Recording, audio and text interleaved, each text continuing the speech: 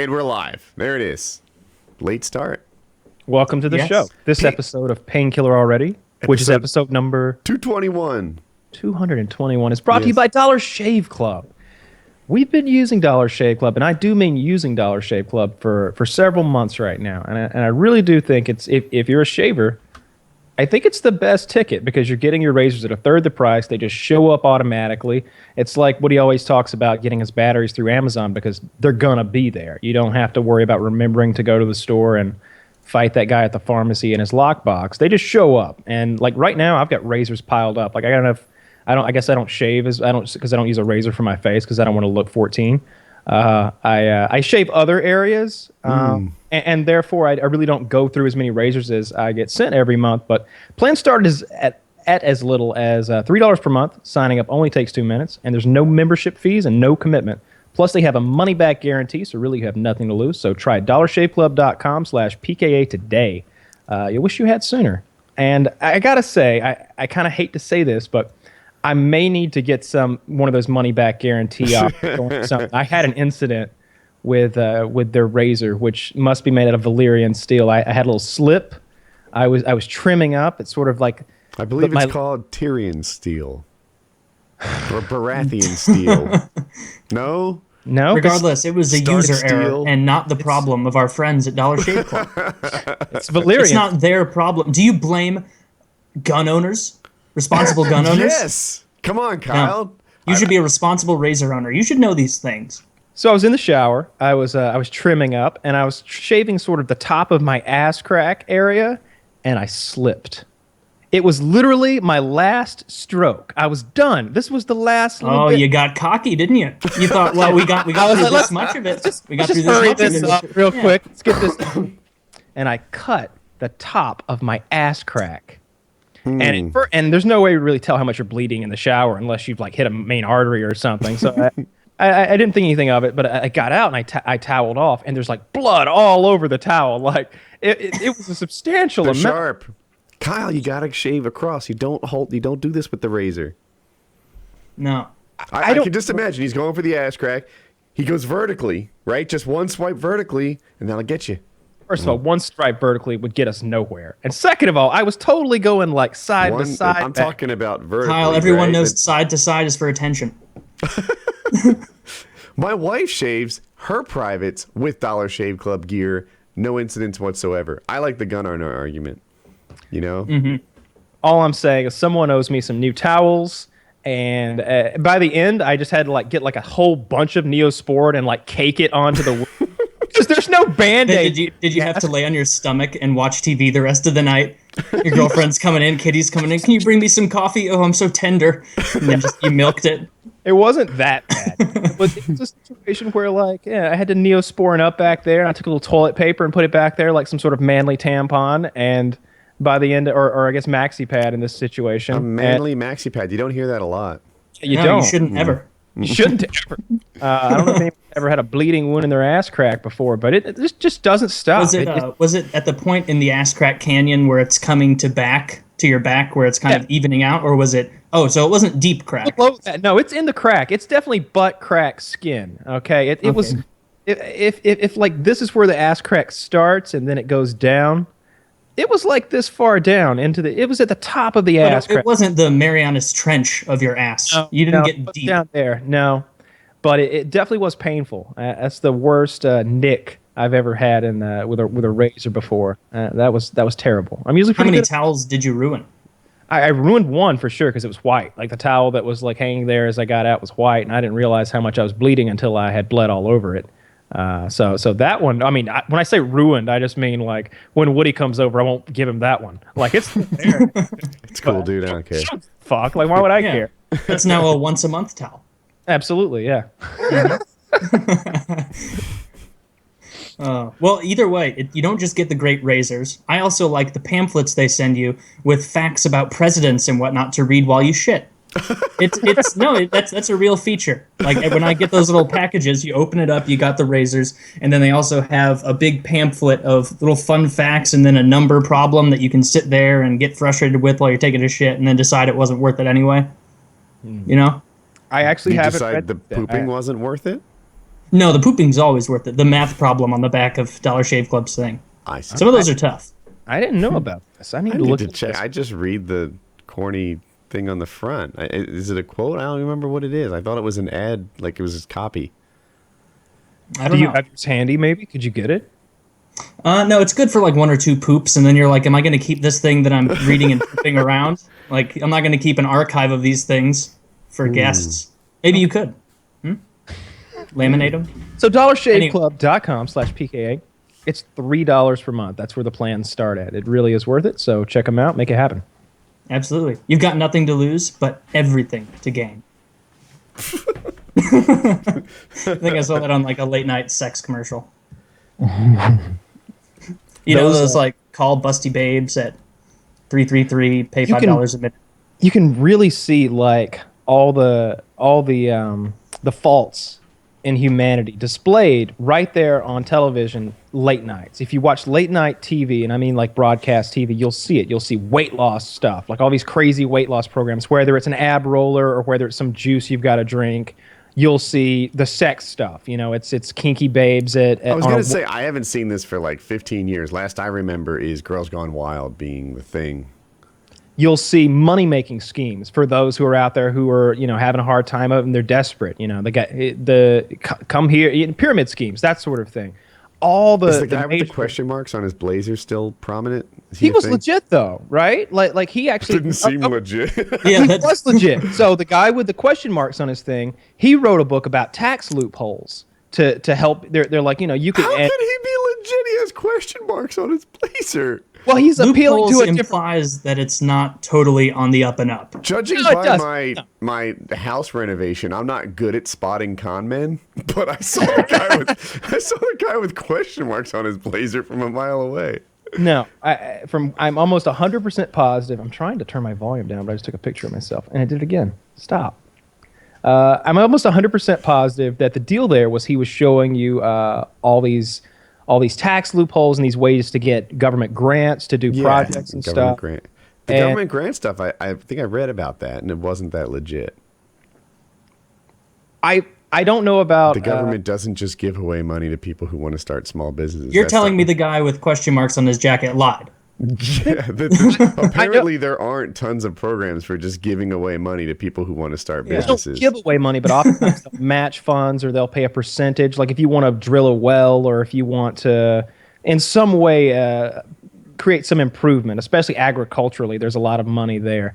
There's stuff like that. You know, if you're a farmer in the Midwest who needs to do some irrigation, they'll match your funds on your new irrigation system or your new board. Yeah, you just got to contact... Tim's Tax Tip Emporium with that guy tipping his hat. Yeah. We were talking about Reddit recently. Merc, are you fairly new to spending any decent amount of time on Reddit? I mean, I've been on there for a while. Well, I guess not. I've never really participated or anything. It sounded like you just recently dove into it in more than a glance. Like going into more stuff, yeah. Like experimenting to the level you guys do with your hundreds of lists of porn sites, oddly specific, fetish stuff. That list is constantly being refined. I should give you the... You know what? Would that be fun to look at my list? I don't know if you're... I feel like you're going to show something you don't mean to show. Like your list is literally like a category of like your favorite pornography. It's not though. I'll tell you why. Because it started as like a generic one that like lots of people... I guess Reddit somehow put together a list of naughty subreddits. And then just over time, I've been like adding and removing. But there's a lot of stuff in here that I did not choose. Like, hey, honey. I was just saying. Nothing. I don't even know what farm boners is. This is guy talk. You gotta go. All right, now on to your list. So that isn't at all reflective of your sexual desires. Yeah. I think I just spotted wife sharing, and that one in particular is more of a turn off for me. So Yeah, wife. It's all alphabetized. So it's not. Dogging. That's another one. That's when the ladies are. It's usually a British subcategory, dogging, from what I understand, or perhaps European, if you will. Someone read down this and know that a lot of these were not because of Drunk me. girls, Farm boners, festival sluts. We got a lot of anal options. We got anal X, anal GWX, anal wreckage X, annoyed to be nude X. Panel. Oh, Panel is that X is just a copy paste thing. It looks like you can hit X to remove it, and when I just pasted it in there, it stuck an X on the end of them all. Biting her lip. Pet play. That one actually was me. Pet play. I don't know what pet play is. I'm imagining it's some sort of sex with your pet, but it's like teaching a dog to fetch. And then no, these are girls that are wearing. I just clicked on it. These girls, like one of them has a what is a hairband called? Like that goes across. Is it a beret? I don't know. There's a word for it, but it has like ears on it. Beret. A couple of these girls seem to have tails that stick in. Yeah, butt plug tails. Okay, this one's a butt plug tail. The other one, just looking by the angle, might not have been in the butt. Well, that's amateur hour if I've ever seen it before. There's a few different animals you can go for with those butt plugs. You can get the pig, of course. Any with a tail. With the little twirly pigtail. But there's looks like a squirrel. And, all the furry options. Sometimes they've got a material in there so the tail will like stand up, and sometimes it hangs down. So there's lots of options there. Those are cool. Let's see. Prostitutes. That's a good one. Pussy mounds. that one was me. Pussy mounds. Yeah, I think that's hot. I don't know, when there's just some sort of mons pubis is the term for it, and I find prominent mons pubises to be hot. Yeah, I think camel toes are hot. Like if the chick's wearing like really tight like pants or something, you can see the shape of her vagina. Back when I was like 14 years old or something, and this girl who was also 14 years old, but she was my coworker's younger sister. He was like 17 or something. Came in a bikini, and she was hot. But he had no idea, like in his head, that she had entered any kind of like romantic zone, right? To him, she was still 7. And I'm like, dude, your sister's hot. Like really hot. And he's like, what? My little sister? He's like, where were you looking at her? And that was the moment that I had to like make a decision. Like, where do you look at a girl? Like, what do you look at? I scanned the whole area. Imagine it's like when in Star Trek when the Enterprise shows up at a new planet. Fucking full range spectrum scanners. We get everything. You go top to bottom and bottom to top and focus in on areas and then zoom out. Like look at everything. The old ocular pat down. There you go. Yeah. Assess the threat level. Yeah. Okay. I'm gonna ask for a ranked list. Let's look some of these. I don't even know what it could be. What is wood nymphs? Wood nymphs. Or I guess the X is just copy paste. Yeah. So I think that's going to be some young girls in the woods, maybe dressed up like elves or something. That sounds great. Like fairies. Take a look. Let's see what wood nymphs is. Yeah, that's what I imagine, like a sprite or something. Click on Come view cover images. fucking. That's one. These are actually just hot girls posing in the woods. Like some of them are leaning on trees. Oh, this one has like ram horns. Black chicks, white dicks. That one I didn't choose. Big tits, small tits. That's a single subreddit. I'm a bit confused. Maybe it's two girls, one with big tits and one with small tits side by side. There's one called BreastEnvy. I like that one. I should get rid of that one because I particularly every time I see it, it's some girl that's a little bit chubby and some girl that to me is like really athletic and hot. And the implication is the athletic hot one envies the other. Mm-hmm. And I'm just like, I don't agree with this whole subreddit. Oh, so like fat people go there to be like, yeah, that's what's desired. I'm overstating it. No, I think a lot of people would probably agree with the subreddit. Let me, what was it called again? Well, yeah, could she fit in a canoe? Ridiculous generalizations. Yeah. Here, I'll give you a link. There you are. Double penetration. Double tit fuck? Is there a single tit fuck? Well, I imagine it's 2 dicks, not Okay. 4 tits. So go to BreastEnvy. I just linked it, right? Thank you. See the top one? That girl with the bigger boobs? She doesn't that's not my perfect female form right there. No, it's not. Go It's to not picture ideal. 3. Although the one on the left is just kind of gross looking. I definitely prefer the one on the right. See, none of them are models, but like if you go to picture 3, I would take. Actually, I can show this picture. Oh, I don't. No, I would definitely take the girl. I think the girl with the big tits, although she looks like she's like maybe 12, 15 pounds over ideal. Oh, I don't. Those are massive tits, and that girl is totally like she's transfixed. I don't know if she's envious or she's wanting to get in there and just motorboat them. Like those are nice, enormous tits, and she's the best looking one that you can even see in that picture. The one who's looking envious is pretty ratty looking, and she's got a really unfortunate shape to her body as well. If you look closely around her like love handle area, I don't know what that's about. What do you think it's about? I think it's about poor genetics. That's what it looks like to me. It's about 2 people who should have never been allowed to mate. Or breed. Ah, so There's a whole Reddit for that. Breeding. Scroll down to... All right, let me ask you this, Woody, because you have some interesting ideas about what is ideal when it comes to the female body. Scroll down to number 5 on the boob envy one. Okay, I would just actually realize I hadn't set up the main screen version of our podcast, so I'm doing it Oh, whoops. now. Yeah, whatever. Done. All right.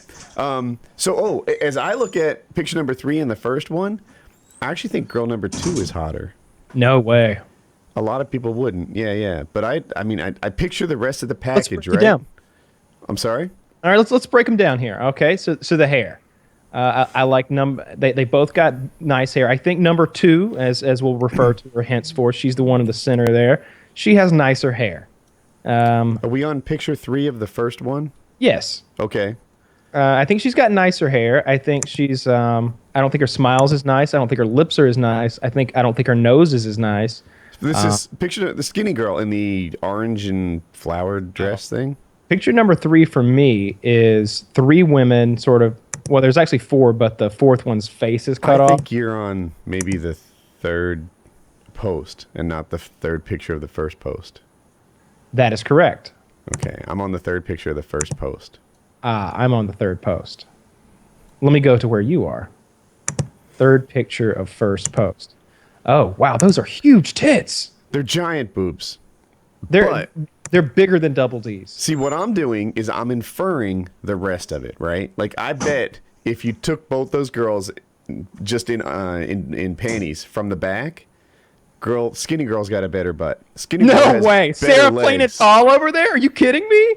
I bet this chick on the left's got a badonkadonk. Like first of all, she's got a black boyfriend, and he is a very lucky man. Second of all, Sarah playing it tall over there is gross looking. She's got like a pancake ass and like those really long like eraser nipples with hair on them. She's gross. No way. You don't like that Laura Ingalls Wilder look? No. I think the taller one, because she's taller, a lot of things look great on her. Not that particular dress, but a lot of things do. I bet you put her in like she's wearing a sports bra and boy shorts, and she's amazing. I bet that from the back, she's athletic and fit looking, whereas the other one is like threatening cottage cheese on the back of her thighs, or like if she's not there, there's a hint of it arriving. That This could be girl's like true. 18 years old. I think they're still good. It looks like a high school graduation or something. But I just now I'll grant you that dress doesn't flatter her, right? It doesn't show any shape or whatever.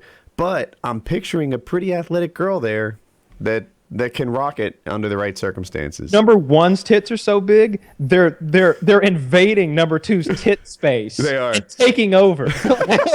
like they've moved into her titty space and they've taken over that zone of operation. It's like she has negative tits because number 1's tits are so big. I need to go back to the other one. I'm afraid that this subreddit's going to show something naughty. Let's see. Well, it probably will. Okay, let's go to seems to picture be- number 2. Don't go to picture number 4. Okay, thank you for the tip. Picture number 2. What's it called? Unsuccessful arm block attempt. Okay. Both Wow. good. All I right, think now I'll admit number 2 in this case has amazing boobs, right? In the first one, in my head, they were too big, But this one, I can definitely see a market for these boobs. I still like Lefty. No. I like Lefty Both because she's good. sitting there with her legs spread on the table. I imagine she's like sort of casual, hippie, kind of free flowing. Again, I think she looks great in a ton of different outfits. She's athletic. I think Lefty is the one to go with. It's a hard call. I think they're both very pretty. I think number one's probably has a prettier face. Number two's rocking an awesome jawline. She's got some dimples going on. I don't know. Number one's got a great chin there. She's got kind of a dimpled chin. They're both very pretty. Number one is prettier though. They're both tan. They're both in good shape. Number one, neither one of them look toned. I don't think. If anything, number two is maybe more muscular. Number one kind of looks like I don't know. She could be really flat as well in the back. Like she may not be athletic. She may just be really skinny. And number two looks pretty skinny as well. I would go number two. Number two, those are huge. I imagine she has love handles. And another thing that I think I do as an older guy is I project 20 years onto them and imagine how they'd hold up. Number one, nice. Just 20, robbing the cradle, Woody. I project 20 more years onto them, not. Oh, okay. Or maybe that was your joke. Anyway, I'm sorry.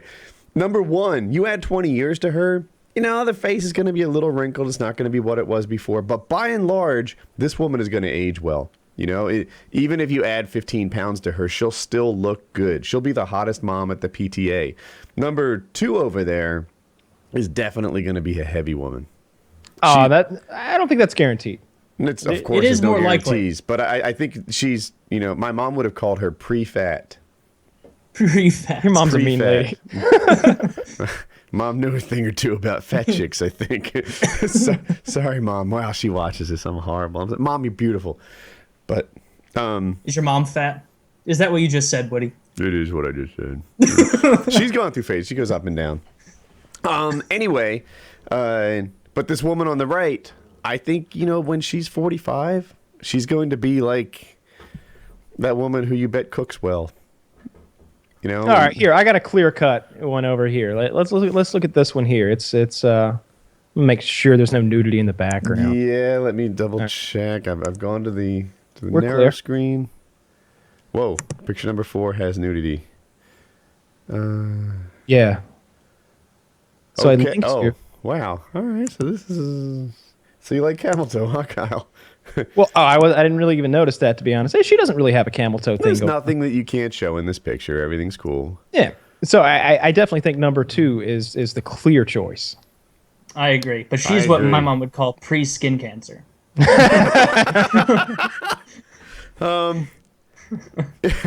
Yeah. I mean, the thing about number 1 is even though she's kind of small on top, now that's not a flattering bathing suit or she has it like off her shoulders for tanning purposes, is that her belly isn't like, usually when I give the little boob girl the thumbs up, it's because she's got that flat tummy, small butt, whatever. This number 1's kind of pear-shaped. Mm-hmm. I don't know. I can't tell from that. Because when you sit up like that and kind of like good God, bend your stomach, it is public? an awkward angle. Is what public? Look at this. I just meant like, are they in public? Look at this Yes. picture. No. This is a different one. This is. Okay. All right. I'm going to go back to private view. I don't know what's coming. Look at these. Good God. Am I definitely in private view? I am. I don't think it belongs in the titty envy place because number 1 has huge boobs, but number 2 has fucking like colossal udders. Those things are ridiculous. I want to No, milk the them. envy is that lady in the back. Oh, maybe. And I'll tell you this as an added bonus: you can see number 2's butt in the mirror in the window. Mm-hmm. And you can kind of see what her figure looks like from behind. Just a little, just for science. I'm checking here. Let's zoom. Enhance. Yeah, you can see both of them in there. Wow. I can't really make out whether her butt's good or not, but I can see that her back is awesome. She's got that like female form thing. You can see that from the front too.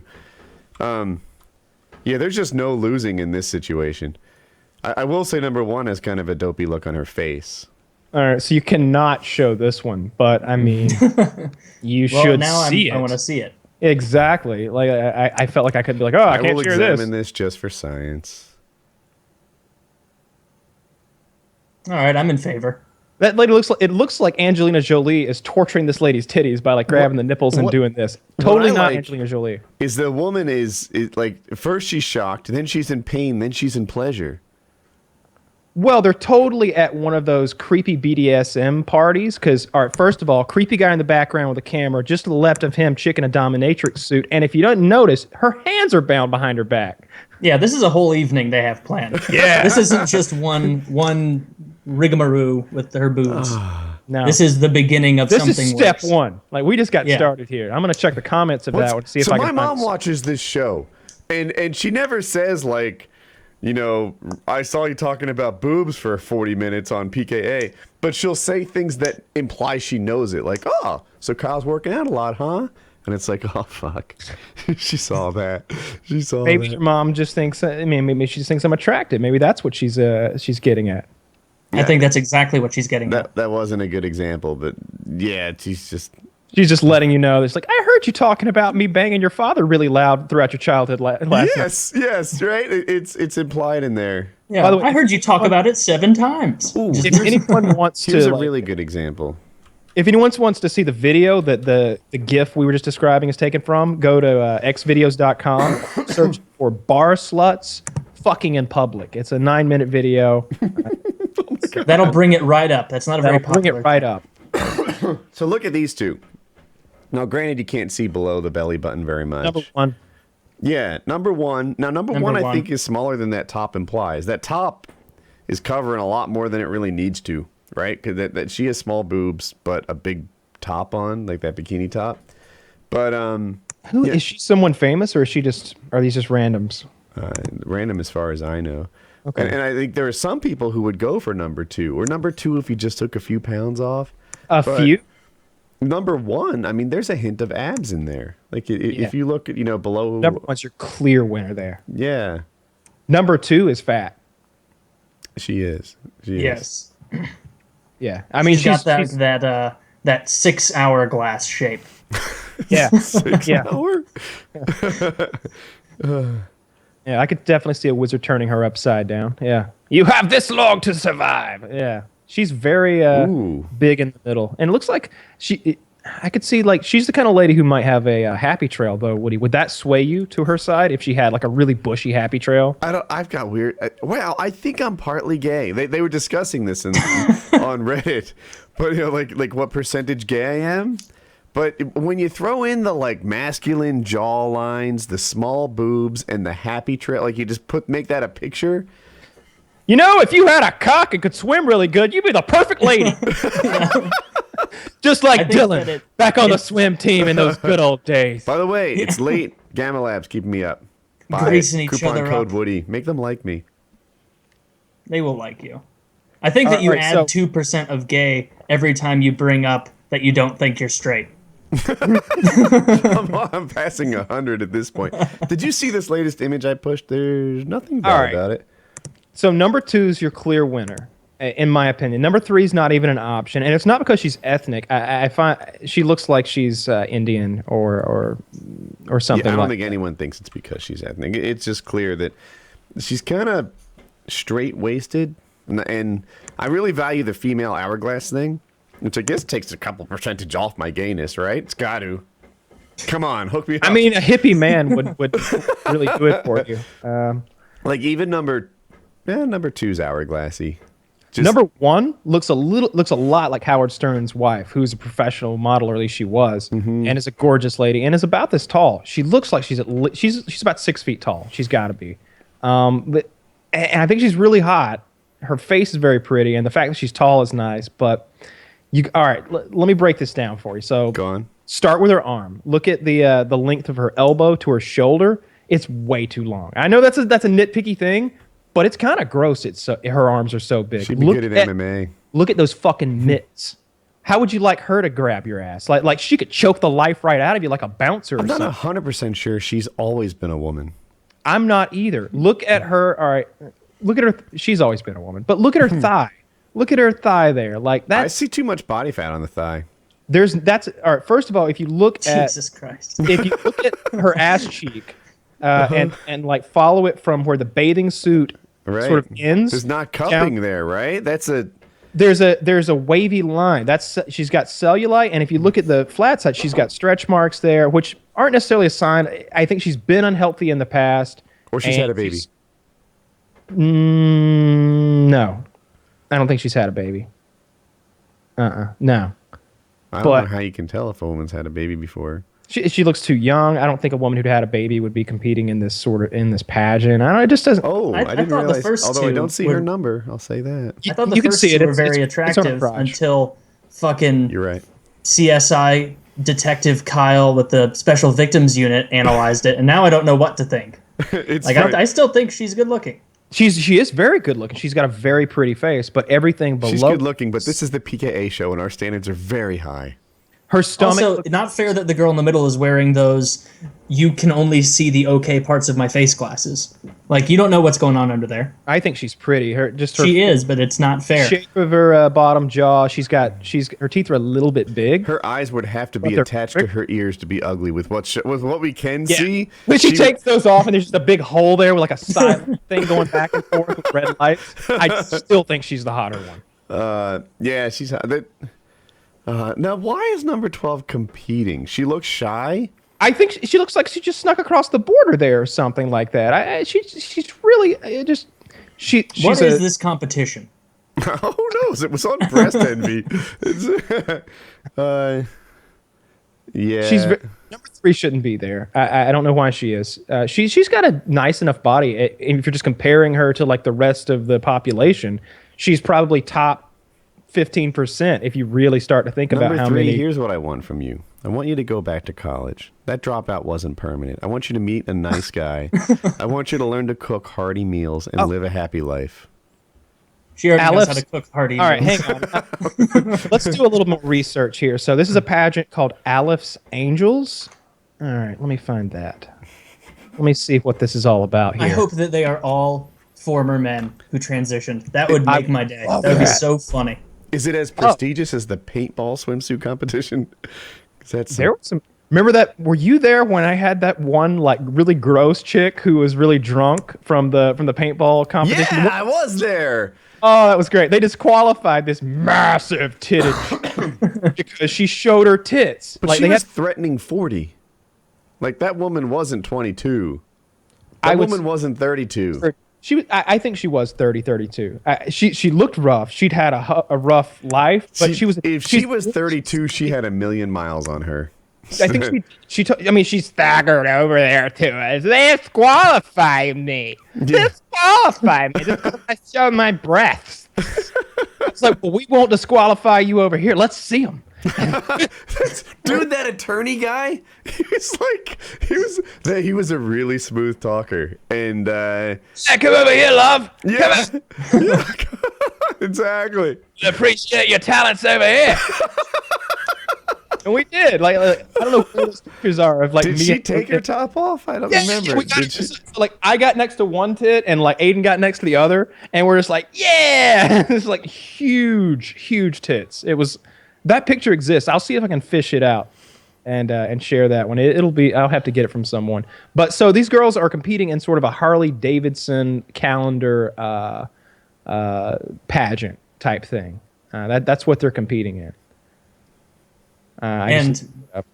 The tall one won, or these are just 3 competitors? They are 3 competitors. They're certainly not numbers 1, 2, and 3 because that just wouldn't make any sense. No. But number 2, if you zoom in, you can just click the middle there. You can see the cut in her. I don't know what you call it. It's like where her belly sort of turns into her thigh. There's a cut there, like where she's kind of she's toned, and that's really attractive. I think number 2 is definitely your clear winner here from top to bottom.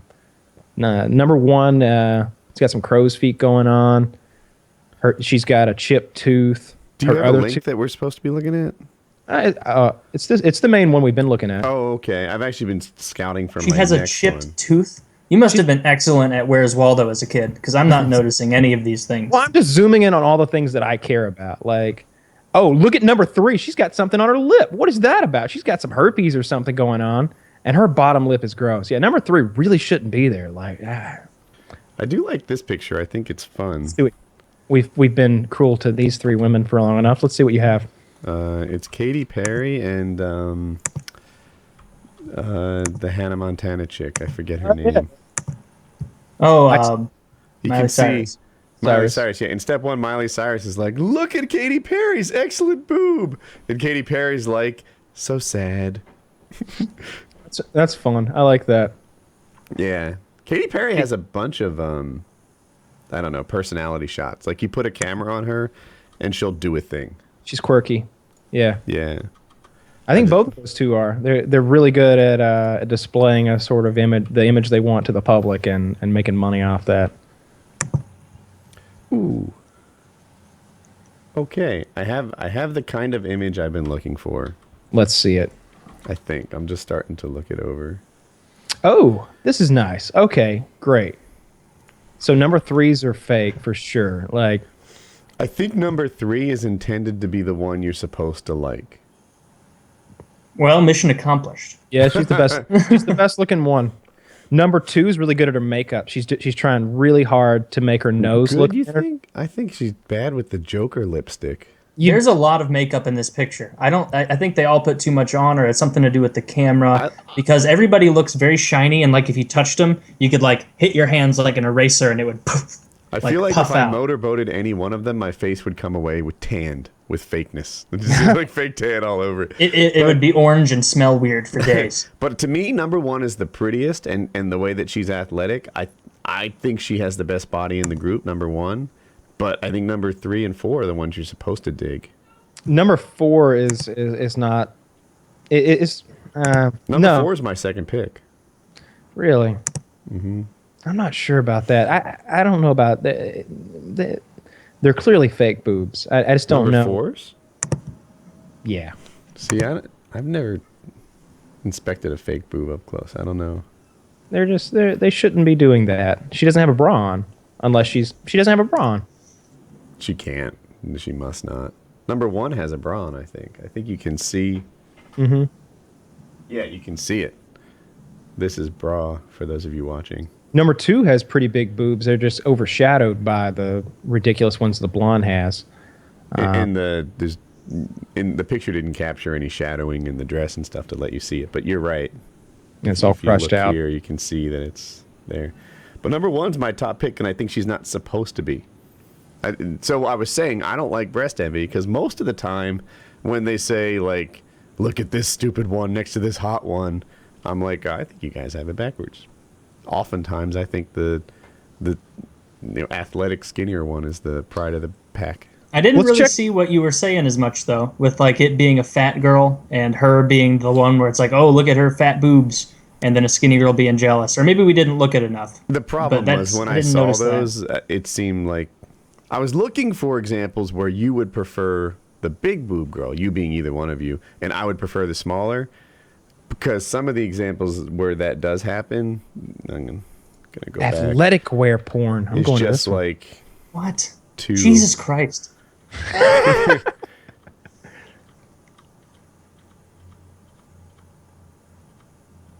If our great grandparents could see the porn we have access to, it would just be like, "Why can't you just masturbate like we did?" Like instead of just it's. We've gone so far down the rabbit hole. Not us 3, probably us 3, but I know I have. Just everyone. I know you have too, Kyle, with all your knowledge of motherless and e-fucked. Oh, I found a good subreddit. There's no way to get that innocent. Which one did you like? So this is called athletic wear porn. I'll link you directly to it. This was on your list. Yeah, it kind of stuck out to me as something that maybe we could share with the audience. It seems to be several GIFs, and it's lots of girls in yoga pants and leggings and sports bras. I haven't found any that actually show nudity until you get to like the 6th post. Yeah, 6. Yeah, that's actually it. It just shows butt crack, but it's more than I want to risk. That's a lot of butt crack. Yeah. Yeah. Ooh, number 18. just double check to make sure I'm not showing that because that's a clear strike. Oh yeah, that's no good. Wow, well, it just keeps going. It's like That's how you make Where's movies. the workout attire? Is she wearing a Fitbit? yeah. Okay, so 95% of this subreddit is like we just described, women in leggings and stuff, like bending over and like showing their Sports nice bras, butts. yeah. Yeah, this one, it starts with a woman in athletic wear. She quickly takes it off, and then it's a GIF that's like accelerates. It's like she's getting fucked and fucked harder and fucked harder, and she's sucking dick upside down, and it's just like it gets worse and worse as it goes. But she Like, never every takes moment. the sneakers off. Quick cuts. It's very, very quick cuts. It's not like an ease into it porn. It's like sucking No. dick, getting fucked. Come on, this, and she's wearing two sweatbands, working out. She keeps her sneakers on, and I guess they're leggings. What are those like thick socks? Those are that like go, leg warmers, like leg 80s warmers. That's what I'm looking going stuff. for. Yep, leg warmers. Yeah, that escalated. Wow. Well, that is the best post on this one. But that's funny. It goes from just people running on the beach and like it just being in the gym to just really hardcore porn. Yeah. Well, okay, I'm done with this one. This is just like walking through a fucking dicks.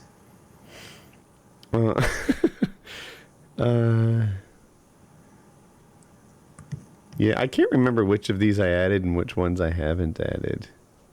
Like which ones I'm responsible for. It's a pretty great list. You've done well there. 60 frames per second porn is clearly the pride of this. Number 25 is just a girl wearing a Nike t-shirt. It is. Yeah, I saw that. Yeah, there wasn't anything to that. If you go to number 26, it's even Well, worse. now I need to go back. Working hips is a good subreddit. It's not really appropriate for the podcast, but it's a good subreddit. Well, good to know. Reddit is really a one-stop shop for all your needs. I was just reading about how there's two Reddits, right? There's like some people think of Reddit as cat pictures and like where all the memes go and sort of The clever front page of the internet. clever or not so clever, internet jokes and such. And then other people like Reddit is something very different. I heard of a subreddit. Oh, I'm gonna mess it up, but it was something like cute dead girls or cute dead corpses. Yeah, that's What? it. Cute dead girls. Yeah, I think it's not that cute. it's that in boiled down. It may be worded differently, but the gist of it is it's attractive dead girls. I don't want to know about these things. Cute It's just- female corpses. That's what it is. It's cute female corpses. I was looking at it today because I saw it mentioned. Like I said, I was reading an article about how Reddit means different things to different people, and like to some guys, Reddit is like Grumpy Cat saying things about Monday mornings. To other people, it's cute. What was it? Cute female corpses. Mm-hmm. Dude, that subreddit is fucked up. Like, But they are cute. You get there and you're like, there's no way there could be cute female. And then you get there and you're like, yeah, some of these corpses are pretty cute. Yeah. I don't know. I don't want to go there. I'm not going there. You're such an internet lightweight. Like, there's been many times on this podcast where he's like, I don't think I want to be exposed to that. Like he doesn't want the mental like baggage that comes with having seen stuff. There was a cute dead corpse on there, and you're like, wow. Sometimes they have living pictures of them, so you can see how cute they were. Spoil me. and then it'll be like juxtaposed with their dead picture, and it's like it's especially shocking. Like you just like whoa. And I saw one. Oh, and by the way, the titles. So the title in Reddit is a really big thing. You might think it doesn't impact you, but it totally sets the mood for how you're about to view the content that you click on. The title in Cute Female Corpses or whatever it is, they're sexual. Like if her body's in such a position that like you can almost barely see up her shorts, they'll be like, oh, I would love to slide my fingers in there and do this and that and whatever. And then you look at the picture and you're like, oh, this is so horrifying. It's awful. I gotta go now. No, that just sounds really depressing. I was teasing. What kind of fucked up degenerate do you have to be to not only start a forum like this, but then build up a community of... What's it called one more time? Oh, Cute Female Corpses. Oh, I'm here. That's wow, autopsy pictures? Oh, that's her vagina from the other end. Oh. Oh, see? Oh, Here you go, Marco. No, I'm good. Splattered right on the there. ground. You can click on it. You know you want to. Gushed out. Oh my God. Her breast implants flew out of her tits when she hit the ground. Dude, look at number 10 and read the title.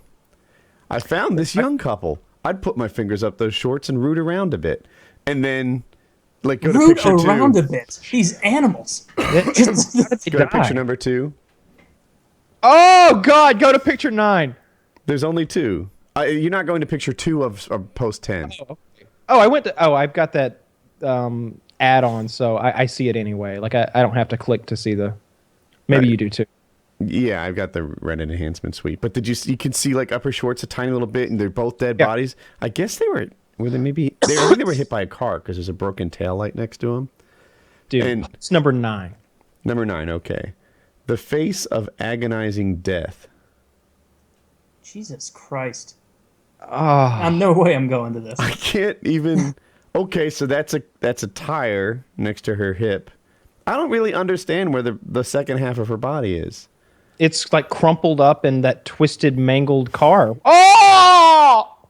What did you just see? Oh. Which one? Number? 15. See, isn't this really upsetting? This is why I do not want to see this stuff. You're not going to be able to get the pictures of those dead people out of your head. Oh, I've seen 15 before. Yeah. 15 was painful to look at. Dude, the title of 15 is Happily Married, 6-month pregnant 27-year-old with no history of depression. Left a note saying she was scammed and is sorry. Oh my God. I would have paid good money to fornicate her during the act, but it doesn't say fornicate. Yeah, don't say the word fuck. Yeah, we wouldn't want to put that on there. We wouldn't want to use obscenities while you're looking at pictures of dead people. All right, that person's decomposing. Oh. 2 local musicians motorbike so hard they accidentally turned themselves into objects. Picture. Oh. I want to find the one. Kyle, your face on this is just telling. I want to find the one that made an impact on me. The one? There was one in particular. It said something about the expression on her face.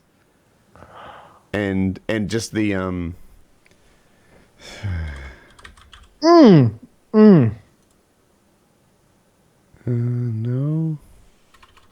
I'm still floored by the fact that this is a real thing. That this exists. This one I can even show. I think. No, don't show it to people. It's from the collarbone up. It's still dead. It's number 32, Kyle. Okay. Read the title. Her expression and body language say she won't mind being penetrated. Okay. And then, like, in the left half of the picture especially, apply, like, what is she thinking? She's dead. She's not thinking anything. But that whole won't mind thing, she has a doesn't care, like, spaced out look on her face. Oh God, these 2 women have been delimbed. They're just Are you on torsos 33? now. Yeah. Yeah. At 33, I think it's one woman. Yeah, you can tell because on the left side there's like a birthmark there. That's the same woman. 35 has also been delimbed. I wonder if some of this is like autopsy. Mexican cartel stuff. Like, sometimes they kill in a way to send a message, and they photograph it. And some of these look like that could be a thing. Use her hands to by the smack way, a lot her of head them are around. Mexican. Well, or Hispanic looking. Yeah, I Oh, that's Dude, a lot of this is brain awful. matter. What number are you on? I'm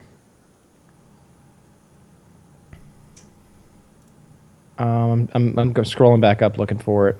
Some of the thing is the titles. The titles are what burn it into me, right? Like, Yeah, no more bike riding for you. What? That's a dead person with blood all over the street, Without leaking legs. out of her ears. God, anonymity brings out the worst in people. All right, I'm done with this. The worst. Yeah, let's be done with this. Let's never refer people to this again. Now, I think we really now we could look at the related subreddits and see where we go from there. So I'm just going to read them aloud. Take them as you will. Okay. Sexy abortions. Watch people die. Deformed. Raping women. Killing women. Fantasy. In parentheses, actually, fantasy. Beating women. Number 2, because beating women number 1, I guess, there wasn't enough beating. I imagine it got like taken down. Probably. Pics of dead kids. Lady boners gone gory. There's one called Pics of Dead Kids. Hurting animals. Burning kids. Hurt kids. Killing boys. And it's new. With an exclamation point. Yeah, it's new. Featured Reddit. All right. I am done with this Reddit. This one is awful. I can't believe that there are... how many members are... In fairness to me, not on my masturbation list. There are 14 people on there right now, including the 2 of us. It's about to go up. There are going to be curious people looking at this thing. Yeah, you should go on there and there's no setting these people straight. Just leave it alone. Yeah, you're not going to win They'll any come battle kill you you and trump fuck. into. Leave these people alone. They're going to put Rape Yeah. Squad killers over all these posts. Just like... Now, that would actually be kind of funny. They're going to do something like that. You know, I have found, like, have you heard of eye bleach? Yes. This is a concept where you see, like, really cute puppies or something like that. It's actually effective. It's a palate cleanser for me. All right. Let me go to the cute puppies subreddit. I'm going to look up eye bleach and hope that, these are girls. That's not what I was expecting. Well, there's probably a dead puppies subreddit, Kyle. Oh, there definitely go is there. a dead puppy subreddit. That was quite horrible. That was more moved in your face, Kyle, and I know it's probably because we're doing a show, but that was more moved than you were through any of the motherless stuff or any of the e-fuck stuff that we watched. All those people are dead. They're dead and like ripped apart in terrible ways. Yeah. That's why I don't want to look at it. That would be upsetting. Yeah. Well, here, I'm pretty sure I can share eye bleach with our people. There you go. Look at her. Look at the woman. She's kissing a bear or something. Kissing a bear or something, and she's not cut in half and left on the side of the road. Well, she gets away with it. They Eskimo kiss. And here's a rabbit with his tongue out. It looks like a deformed nose, but he's just sticking his tongue at you. Oh.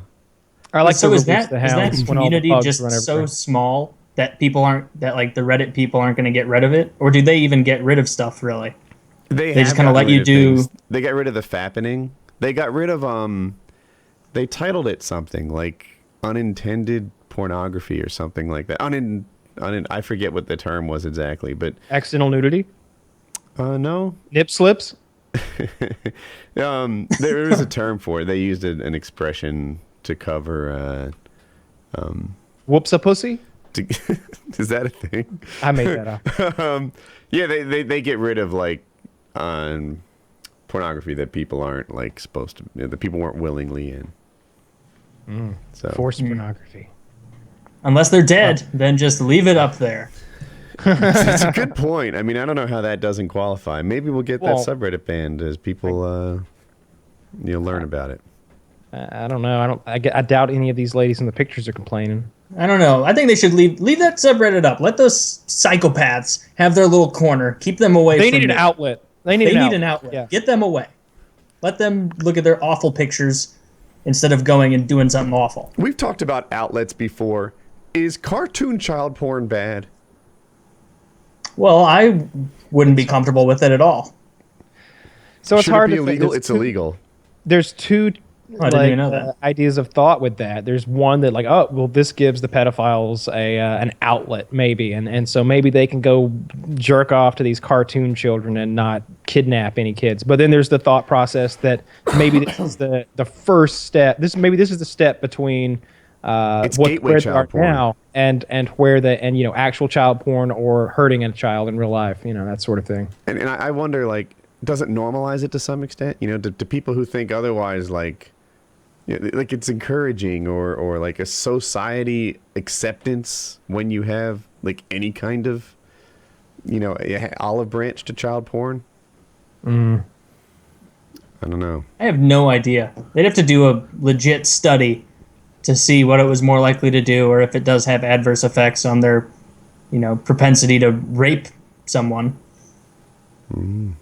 But either way, I mean, yeah, that is a good question. What do you think, Woody? You think it probably should be illegal because it's pretty fucked up?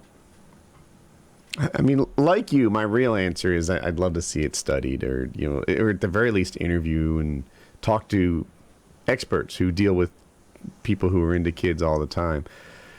But if I were to just guess on my uneducated self, I think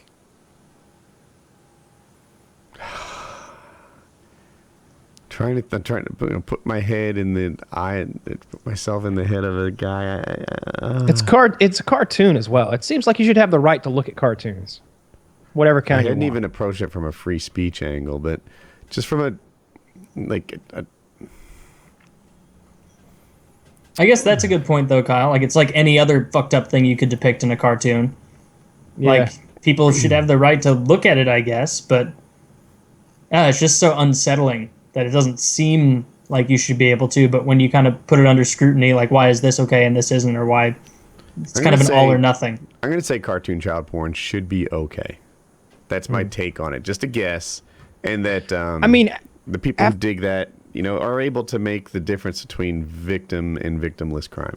If what we just looked at was legal, then the child porn cartoons should be too. Like there's a tiny cartoon having sex would be much less disturbing than that woman with her face that was basically exploded. That was horrible. Oh, that was so terrible.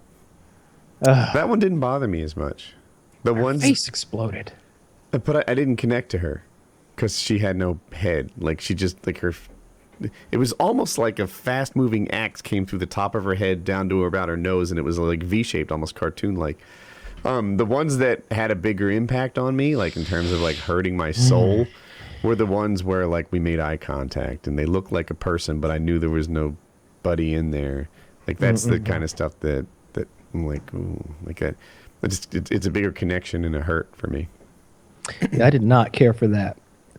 Well, I'm glad we looked at your all your porno subreddits that you have.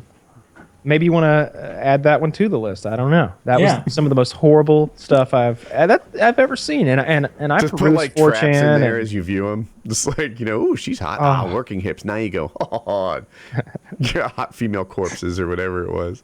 That would be funny. Female corpses. That would be funny to play a game where like you were drawing cards and looking at pictures, and the others had to guess whether you were looking at like one of the horrible ones or like one of the hot ones, and you've got to be like, just check your poker face. Yeah, check your poker face. I don't know if I could. I just like, like I'd just be like, yeah, that's pretty good. But you just see a single tear just giving away your expression there. In terms of topics, Ferguson police. Sure. So I actually have the video. There's not much to see in the video. It's just a picture of a crowd. But I actually don't know anything about it, so any video would be helpful. There you go. Yeah, I'm pretty sure I can show this. Make it transformative. And full screen. There you go. You guys, I'm going to click play and make sure I'm queued up. There it is. I'm ready to play. Are you guys? I'm at 0. I'm loading. Okay. Yeah, just pause it at 0 so you're buffering. All right, I'm good. Ready, set, play. Authorities are still looking for the shooter who opened fire, wounding 2 police officers last night, just after midnight. The officers were shot while a bystander standing at Tiffin and South Florissant across the street from the police department was recording all of this. Yeah, it all happened right in front. The shots can be heard coming from what witnesses say was behind their location. Here's how it sounded. What are you filming with?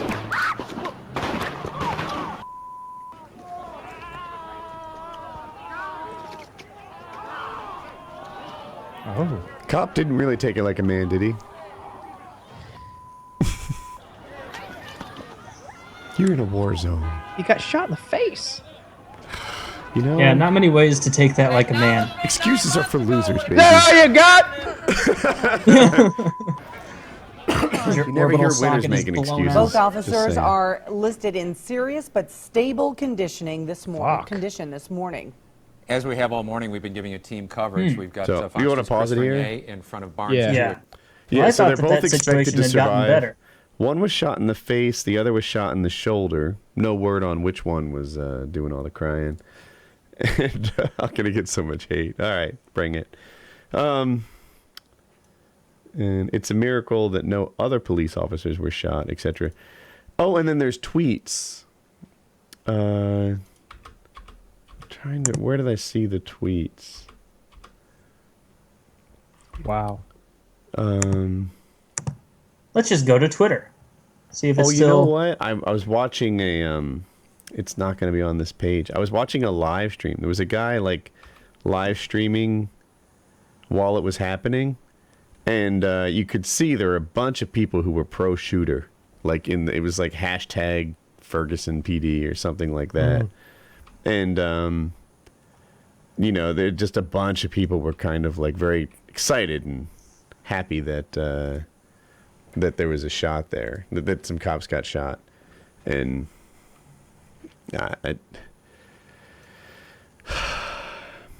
my initial reaction was like this is bad. It's going to justify a lot of bad police behavior. Didn't the chief of police and like two other people just resigned today? There was some sort of conflict of interest having to do with like parking tickets and prosecution of such, and like it was all like a ring. No, this is news to everybody. I had no idea. Let's look. In the same area? Let me see. Ferguson chief police resigns, get 1 year of pay. Lieutenant Colonel Eichhoff, we just... You be quiet. So let's Police see. have- Oh, go on. Police have 3 in custody during hunt for shooters. Thomas Jackson, the Ferguson police chief, resigned. They've agreed on a mutual separation. He's getting a year's pay after he's resigned. And 2 other people were resigning too. I want to... Where's the rest of this? A string of resignations.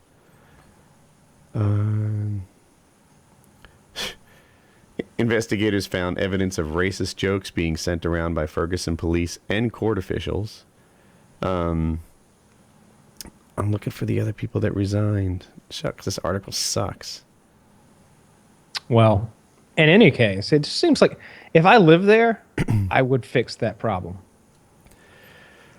Before I knew, like, the trouble is there's so much anti-police news that comes out that it's getting hard to accept the sort of there's 2 sides to every story thing, right? Like, the first thing was this guy, like, strong arm robbed some guy, stealing swishers, as if life had no rules, right? You know, he just walks into the convenience store, beats up the clerk, walks out of there with whatever he wants, walks down the middle of the street with his stolen goods in his pocket. The police doesn't like it. He flips off the cop and roughs him up a little bit and gets himself shot.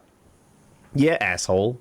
You know, I wonder how long the rampage was that we don't know about. Like this guy, fuck that guy, right? I'm not a big fan of Michael Brown. Having said that, you learn more and more about the environment that the police have, with racist jokes getting sent around, collusion and like scamming the population with tickets and stuff like that. And now the chief of police is resigning and he's still getting a year of free pay. And then this article doesn't show the correlation. There were like 3 people that resigned, and the thing was that was all related. So I wish I could find it again, like I found before. But it's just like, wow, this is a real environment of like good old boys. Like, I want to say raping, but not literally raping the population. It's an important one. Oh, Yeah, there's an excellent it was clear column that in the Wall Street it seemed Journal. like they were looking at the population as a source of income. There was some story about some guy. It was like a 30-year-old black guy who just had exercised or something, was sitting in his car at like a public park, and an officer came and accused him of like being there to like stalk children. and like drug him out of the car. And like one of the charges against him in the end was giving a false statement to an officer, because when the officer asked him his name, he told him that his name was Mike instead of Michael. And the guy ends up losing like his government contract job, and like it's kind of ruined his life. And it's just, there's so much of that's going on. That police department in particular seems really racist. Yeah, I it's getting hard to. They need a good cleanup. They need like federal supervision, clean that whole place up, and you know, body cameras. I would like that a lot. You know, just put body cameras on whenever they're on duty. You know, if they're racist in the locker room, I don't like that, but whatever. But if every interaction they have with people suddenly is recorded, that'll do a lot to make them do their jobs better. Why don't they just do that? It seems like such a great solution to all these problems. Officers fight it. Yeah, officers fight. And it's a shame, too, because, like, I've seen body cameras, like, just completely get officers off the hook. You know, like, I've seen footage of police shootings where you're like, oh, good shooting. Glad you had that camera. Because otherwise, you know, people would be guessing and such. Like, you don't know. Don't do anything that you wouldn't be ashamed of doing, and it'll all be good. Yeah, I don't get... Yeah, it'll settle down protesters and shit as well. Like all the people who are to us all the time. Yeah, I know, Woody. We're reading your email. We're doing this. We're invading your privacy constantly. But if you have nothing to hide, you'll be fine. You'll be fine if you have nothing to hide. All right. I'm not asking for a camera in your bedroom like you probably do with my Kinect. I'm asking for a camera for you while you're an on-duty police officer. Do that, and we'll be good. You know, this is not your private life that we're peering into. It's your on-job performance. I had cameras at Cisco on me. You see them, the like little black dome things. I thought they were smoke detectors at first. I was recorded at work all the time. So, it's their prerogative. You know? Do cops have that much power to just say no, though? You would think it would be higher up than them to the point where they just kind of had to comply. I don't know, unions. I don't know. That's my only answer. Unions, you know, it seems like they do, and there are a lot of people who side with police just out of, you know, good guy type thing. You know, the same guys who side with the military. Not to say that all military people are bad. Don't go crazy, but there are people who will justify anything. You know, oh, did they rape and torture? Dude, people have to blow off steam. You don't know what it's like over there. It's like, that's literally. Do you remember in Abu Ghraib when the naked human pyramid making them eating their own feces, scaring them with the dogs, whatever? Bill O'Reilly literally said, "Give them a break. Soldiers have to blow off steam." Yeah, probably not a good answer to that, because that was a fucked up video in all those pictures. It was bad, right? You know, and you know, it turns out that those people were not really in jail for good reasons. They were just kind of being rounded up for like fitting it, like you 25-year-old and male, you got to go. And then they start torturing them with, you know, like this is generalization, but apparently Iraqi people don't have the same relationships with dogs that Americans do. Like, a mean dog approaches Kyle and he tries to make friends. The Iraqi people. I had Indian guys over my house, and I had yellow labs, friendly yellow labs that would do nothing but lick and love.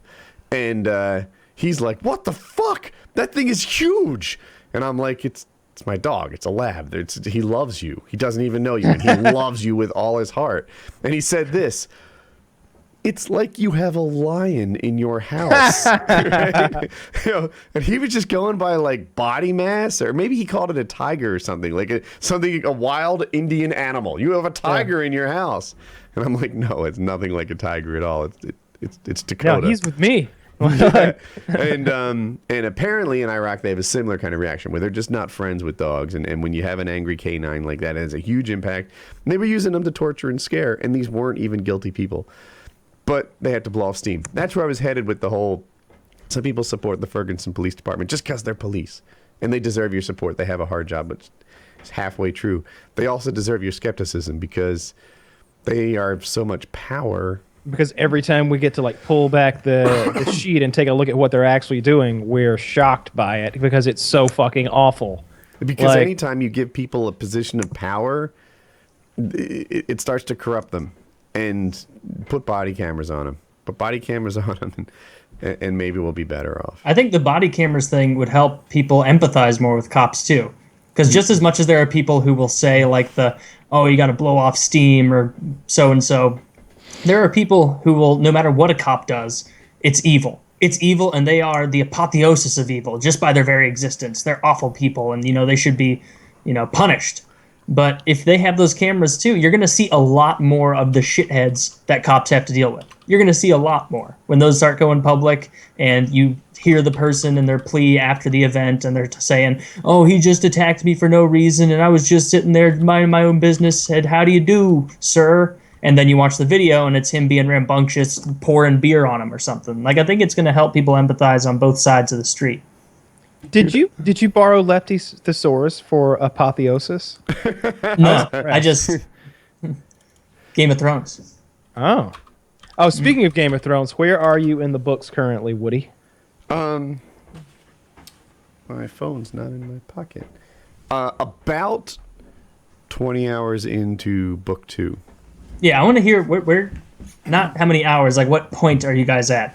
Because I'm getting excited for you to get to Storm of Swords. Yeah, I am 30 hours of the 30 out of 37 hours into book 2, and it's already been made clear who Jon Snow's it's already been made so clear. I missed it somehow. I don't know who his parents are. Who his mom is? Yeah. I don't even know who his dad is. Is it Ned Stark or Ed Stark or whatever they did? Eddard. Nedard. I swear they call him Eddard. Eddard. All right, is it him? Is that actually his dad? I don't know if we want to have a whole spoiler discussion for Game of Thrones. Because No. But I will tell you that not even getting through the second book, you don't know as much as you think you do.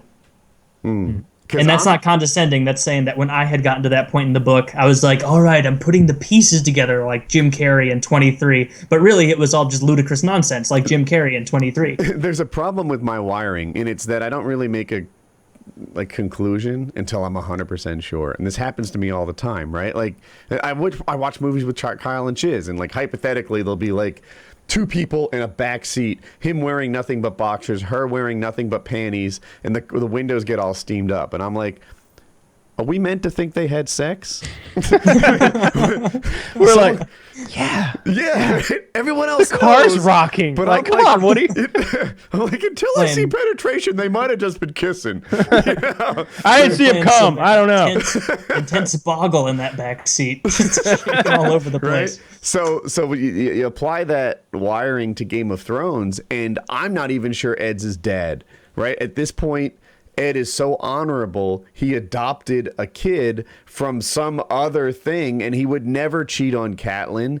And the real parents are like Robert Baratheon and that fire god chick or something like that. And I don't know, because I never know anything until I am fully knowing. Well, I can tell you that's not correct. Well, pay attention when you get to around 29 hours. I'm going to say 28, 29 hours in the book. And Daenerys goes into I think it's the sand, the Temple of Dust or something like that. Anyway, with those blue-lipped motherfuckers, those magic people who drink the Temple or the Undying, right? It's on 21 something in it, to answer your question. And what's happening for me now, Arya is with Tywin, serving him food and stuff like that, and she's already named one person. I'm right. Is it Tyrion? Where am I wrong on this? Tywin's not there at Harrenhal. He's off fighting. In the show, it's Tywin there. He's at Harrenhal. But in the book, she's the cupbearer of... Tywin's totally at Harrenhal. She mentioned 2 specific instances in but which she's she not his saw cupbearer him but didn't get close to him. But she's not his cupbearer. No, she seems to be under the thumb of some mean person, Weezy or something like that. Wheeze. Yeah, but she washes clothes or whatever. Maybe she's not his cupbearer. I don't know. Sometimes the show influences what she I think becomes someone else's cupbearer later at Harrenhal, but it's not Tywin's. It's in the. So she's at Harrenhal and Tywin's there, and that's what Arya's doing. Jon Snow is roaming around in the snow somewhere. The fuck else is happening? What's Tyrion up to? Tyrion friend is still held up, waiting for either him or Robb Stark to like make a move. And I remember they described it kind of. No, not Tywin. Tyrion. Tyrion. I'm sorry, Tyrion, who is too close a name to Tywin. He just did something that Cersei liked. They just sent Littlefinger off to propose that I guess Marjorie marries Joffrey, but he hasn't gone there yet. He's just about to travel, and he's made a bunch of demands on what he wants for this trip. That's what's happening there. To be you honest, think those two names are too close? There's a character named Asha and a character named Asha. That's why they changed it in the show, because it was confusing. And even in the book, Theon mentions it. He's like, even their names are similar. I'm 21 hours in. I think I was more excited about book 1. Book 2 is somewhat of a task for me to get through. And the thing is, I'm listening to these books. I'm on the audiobooks, and I really want to know what happens. So, for example, Arya, and this is not a spoiler by any means, she goes from one place to the other, and nothing of consequence happens for a long time. But they sit there and describe this trip in tremendous detail. Huge. What they eat, the arguments they have, whether they know she's a girl or a boy, how she goes off to pee, arguments with these people. You know, he learns that she's a girl, but then they all learn a few minutes later. So the big secret we spent 45 minutes discussing was inconsequential. That she's willing to eat worms. Other people are not willing to eat worms. They're jealousy of the fact that she's not as hungry as they are, but they're all could eat worms if they want. They catch rats, what rats are like to cook, their foils, and whether they should start a fire, and all this shit. Like 90 minutes of listening. Character development. Yeah. Well, some people like that. Other people want to know what the fuck happens. You just want plot points. Yes, Right. This guy died. Like, Arya leaves. If there was a Cliff Notes audiobook, I would listen to that up to where I was caught up with the show and then get me into the details. You want like a 10-slide PowerPoint presentation of Game of Thrones, because anytime anything that's not just like, and then they went to Harrenhal, and then they found a dragon, you don't like it. You're getting bogged down and and I do know the feasts. The feasts get to me too, where he spends forever in a day describing the feast, and it's like, dude, you're writing for 15 different characters, and at least 4 of them have a feast happening right now. We don't need to go through all of this fucking food. Here's why I think the feasts are important, and why it's important to know what they're eating. You get a glimpse into sort of the their economic status. You get a sense of like how wealthy this person is. You also get a sense of like how I don't know how things are going where they are. Like maybe they're having a hard time there. Maybe the food is poor. Maybe maybe the food's great. You know, it depends. Like I just listened to a part where they're describing the dinner. God. You could tell me, like, I don't know, we're running low on food, so we had chicken, and not spend 40 minutes on the topic. But that would be boring though. But I do like Kyle when they make up, or when he makes up rather, comparisons for the food that are compared to fake things, like their fantasy things, where he's like, the bread's crust was as hard as a rune bear's tusk. And it's like, what? The fuck is happening? What? How hard is that? I have a friend, and she's an author. Like, she writes books, and somehow her opinion of it means more to me because she's an author. And she also hates that. Every time I mention, like, it takes too long for me to know what this story is, she's like, it's the food, isn't it? It's the food. They spend way too much time talking about food. To me, the food's not even it. It's the character development and the plot and the, like, God. Like, just traveling places is a really big deal. They describe the rocks and the trees and the hills and the weather and all that shit. It's a story. I don't think you're supposed to be experiencing it. When I listen to this thing, I imagine myself like right there with him. When Jon Snow's scaling this stone wall with Stone Snake, and they're hammering the pegs into the cracks with a felt-covered hammer, and you know that his thumbnail already ripped off, so every handhold he takes is blood spattered, and he's looking up to make sure that blood. He's trying to remember where the other guy puts his feet in his hands, and that he's only going at a quarter speed because he can't climb. And he's thinking back to his brother Bran and how he could climb, and wishing he was more like that and he could do that. And he's just terrified. And his friend tells him to think of the mountain like a woman and just suckle at her tit. And I just imagine myself terrified and shaking, and my heart dropping every time I lose a foothold, and just putting my face against the cold rock and like feeling comfort in that as I climb. I'm like, is this a need to know thing? As I only need to know shit. You know, like a good example. Jon Snow cut his hand, right? Jon Snow cut his hand battling Walking Dead or whatever the fuck they call them. The others, the You mean he burn it? No, he cut it. See, Woody's ideal plot is Jon Snow cut his hand. The Grand Maester said, "Well, that doesn't look very good, Jon. We have some Neosporin at the keep." And that's all that you want to hear. He cut his hand, I think. It could be a burn, but I thought it was a cut while he was battling a White Walker. And then they spend a lot of time covering the fact that it was bandaged, how much hand mobility he has, whether or not he'll be able to sword fight, how he's learning to sword fight with his left hand as he's going on. He's doing hand exercises as he's riding his horse. It was burnt. So his hand got burnt, and they said it would be think scarred. It would be scarred, but he'd have use of it, and he had to throw that burning. There's scars, but he often wears gloves, so the scarring isn't a big deal. Plus, he's not trying to pick up chicks because he's in the Band of Brothers, whatever the fuck he's in, and like the whole Band of Brothers. there's Walking On Dead Iwo and Band Jima. of Brothers. We're gonna take Iwo Jima, boys. Come on, no, it would be Germany. all the way to Berlin. Yeah, and then the whole problem is the Nazis are coming back from the dead. That's the core of it. So, but and he's got apparently a burn, not a cut. I thought it was a cut, and but it has had no consequence on the story. It's important. I agree with you. They have talked about his burnt hand a lot, and they've talked about it so much that I feel that it has to be an important plot point. There has to be something to know. So now we know that Jon Snow can be burned. So now we know he's like not like the next coming of a dragon, like Daenerys, for example. Like she can't be burned. If all of a sudden her hand got burned, you'd know something was wrong. But Jon Snow can get burned. We know that now. I don't know if burned.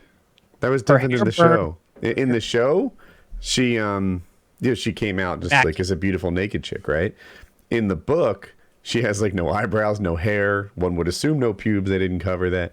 I don't know. It's like, oh. But then you would have had to watch a whole season as she slowly gets it out to like a buzz cut, and then like a 42-year-old mom who's given up, and then eventually she'll get to, pretty again. But that's why they couldn't do that. I think you just need to listen and try to enjoy it, because things like his hand being burnt, I think that's important. I think that because they're still mentioning it. I'm 8 or 9 hours ahead of you, and they still mention his hand occasionally and how it's stiff in the most disappointing spoiler ever. It's like, yeah, well, you got hours more of hand talk. Talk about that. Pretty much every time I hear him go, Jon. He's like, Jon. I expect the first words out of his mouth to be, his hand was tight in the cold morning air. He stretched as the maester had taught him. Yeah. Oh, God. There's so much hand talk. I know, Woody, I know you hate it, but Kyle, when you read one of those, because I know the passage you're talking about when it's like he's climbing up the wall and it's exciting and he's like kind of the, black sheep over there and he really wants to be back with his brothers, but kind of not really because he's liking getting laid. Like, do you ever just go back and read through those passages again to like get a even better feel of it, or do you never do that? Because I will for like the battle scenes and really intense stuff. There's no reading involved over here. Well, I'm doing Oh yeah, never mind. Yeah. So, but I really try to listen intently, and if I ever catch myself not fully absorbing, I'll stop and I'll be like, all right, well, I can't do whatever I'm doing and listen to this. Like when I'm driving, I can really plug into it. But if somebody comes in and disturbs me, I'll hit the 1 minute backwards button 5 times and just go again and reabsorb. Screwed up as my recollection is, I also do that. Like I give it a lot of attention. And by the way, Game of Thrones on TV is a sexy show. Game of Thrones, the book, like not as sexy. They'll make brief reference to this or that, but like it's definitely not like one of my wife's books. Yeah, it's not extra dirty. They'll say something, she took his cock in her mouth, and even that could not rouse him. It'll be something like that. But sometimes my daughter has to suffer through it, and I'm sure it's awful when you don't listen to the whole book. But yeah, sure enough, like they just nail a sex scene in the like little bit I'm driving Hope around. And yeah. By the way, off topic, but Hope today got inducted into the National Honor Society. So kind of a cool thing. Good for Hope. Wake her up. Wake her up. Let's congratulate her. I have a picture. That's great. Not a I lot want to to play see. Civilization with her. Chiz and I have been playing a lot of Civilization lately. I want to get her involved with this. We need assistance. Or maybe, it's hard to gauge. You're not on. If you move it to your left a bit. So I'm doing it for the people here. I'll do it for you. That makes sense. Maybe. That's okay. I can see. Yeah. So, yeah, Hope, National Honor Society. Kind of cool. I want to play Civilization with Hope. I want to gauge her talent level. Because Chiz and I have been playing a lot lately, and Chiz has surpassed me. He has figured out the diplomatic system in Civilization. He's gained a new level of knowledge in which he's targeting certain technologies and certain great wonders to give him diplomatic advantages. He's working the city-state stuff. Now, to hear him tell it, while sometimes he wins with delegate victories, he would have, in many of these cases, had his choice of victory. Well, part of that is because sometimes that is true, and a big part of that is because when you're friends with all those city-states, they're giving you science, they're giving you a little bit of everything depending on the city-state, and he's often allies with all of them. Lately, we've been trying to tag team the game on deity level, like us two versus one of the most difficult opponent we can possibly play against, and it's just not even fair. They give it. They don't. At some point, they can't make the AI any brighter. They can't make it any better at playing the game. So they just give it bonuses everywhere. It gets negative. I'm just making these stats up. Negative 20% unhappiness. It gets plus 25% production and science and gold. It starts with a bunch of technologies. Starts with 2 or 3 techs. It starts with many more units. I think it might start with 2 settlers and like 2 warriors and an explorer or something like that, or a scout, I should say. It starts with a lot of advantages, and we'll 2v1 this thing, and it will whip us like a dog. Didn't we win against the deity? Chiz and I did it. I was in on one. I was in on a loss, and I think I was in on a win. I didn't do it. I mean, I was part of the team. Maybe it was Immortal. I remember us doing that, but I think I've only beaten deity like maybe once, possibly twice, and it was with Chiz, and we. It was a 3v1. I could have sworn I was part of it. I know there was one we lost by like a turn, and I'm sure we won one too. Actually, I think, did Hope sit in on that one? No. I just don't know if that was deity or not. I don't remember. It might not have been. I don't know. Chiz and I militarily beat a deity one time. That was fun. But we have not been able to come close to that since. It's been frustrating. We were playing just before the show started. We played for a couple of hours and failed again. It becomes clearly obvious, like, I don't know, 80 turns in when we've got like crossbows and he's got like infantry, like not musketmen, not riflemen. He's got not Great War infantry. He's got like legit infantry. He's got guys with fucking Nazi helmets, like rocking along with real guns. You're figuring out a horseback riding, and he's putting his planes on aircraft carriers, and you're like, well, fuck. Yeah. Last night, they're a real superhero, and you're Hawkeye. Yes, exactly. Yeah, there you go. I saw Star Wars announced. It was coming out in May 2017. And my opinion on that was like, yeah, 2017? Like, that's the second one, though. That's 8. That's episode 8 that's coming out. Are you sure? Positive. Oh. Yeah. Well, maybe that's better. I thought that it was the... I didn't even know they were making another one after the one that still hasn't come out. 2 in production. Oh, yeah. It's going to be... They said it was a you're right. You're right. December 18th, 2015. So here's the race. December 18th, 2015. Will I move into my house before that date? Yeah, maybe. You'll be in May for sure. That's my current guess for when you're moved in and have your furniture in and you're doing shows from there and all. You're a month out. You got to be. You're so optimistic. At least a month. Like you're a month to 45 days. Got to be because it just feels like forever. We fired another contractor. What was his profession? He was a finish carpenter or a trim carpenter. There's something. Now, is this the guy that kept talking up like he's going to tear through material and be way ahead of the curve? Yes. Yeah, that was him. What did he do? All right, so what did he do wrong? The trouble is he was installing. He was just working on doors, and you could say that the doors were kind of They were regular bedroom and closet doors, and they were sort of the test for whether we put them on the master bedroom doors. Now, the master bedroom doors are heavy. They're 8 feet tall. They require special locks. They're like French doors that like meet together, and there's 4 of them, so 2 pairs. And they were expensive. They're like $600 a door or something like that. And there's a 2-week lead time. So if you mess up that door, you know, there's like a lot of time and money involved. So he was doing like closet doors where if you mess it up, it's like $100, try again. Mm-hmm. And they weren't coming out right. Like there'd be a 1/2-inch gap between the door and the jamb. And well, I don't mind a 1/2-inch gap between the door and the jamb. I can deal with that. But you should know it's not right.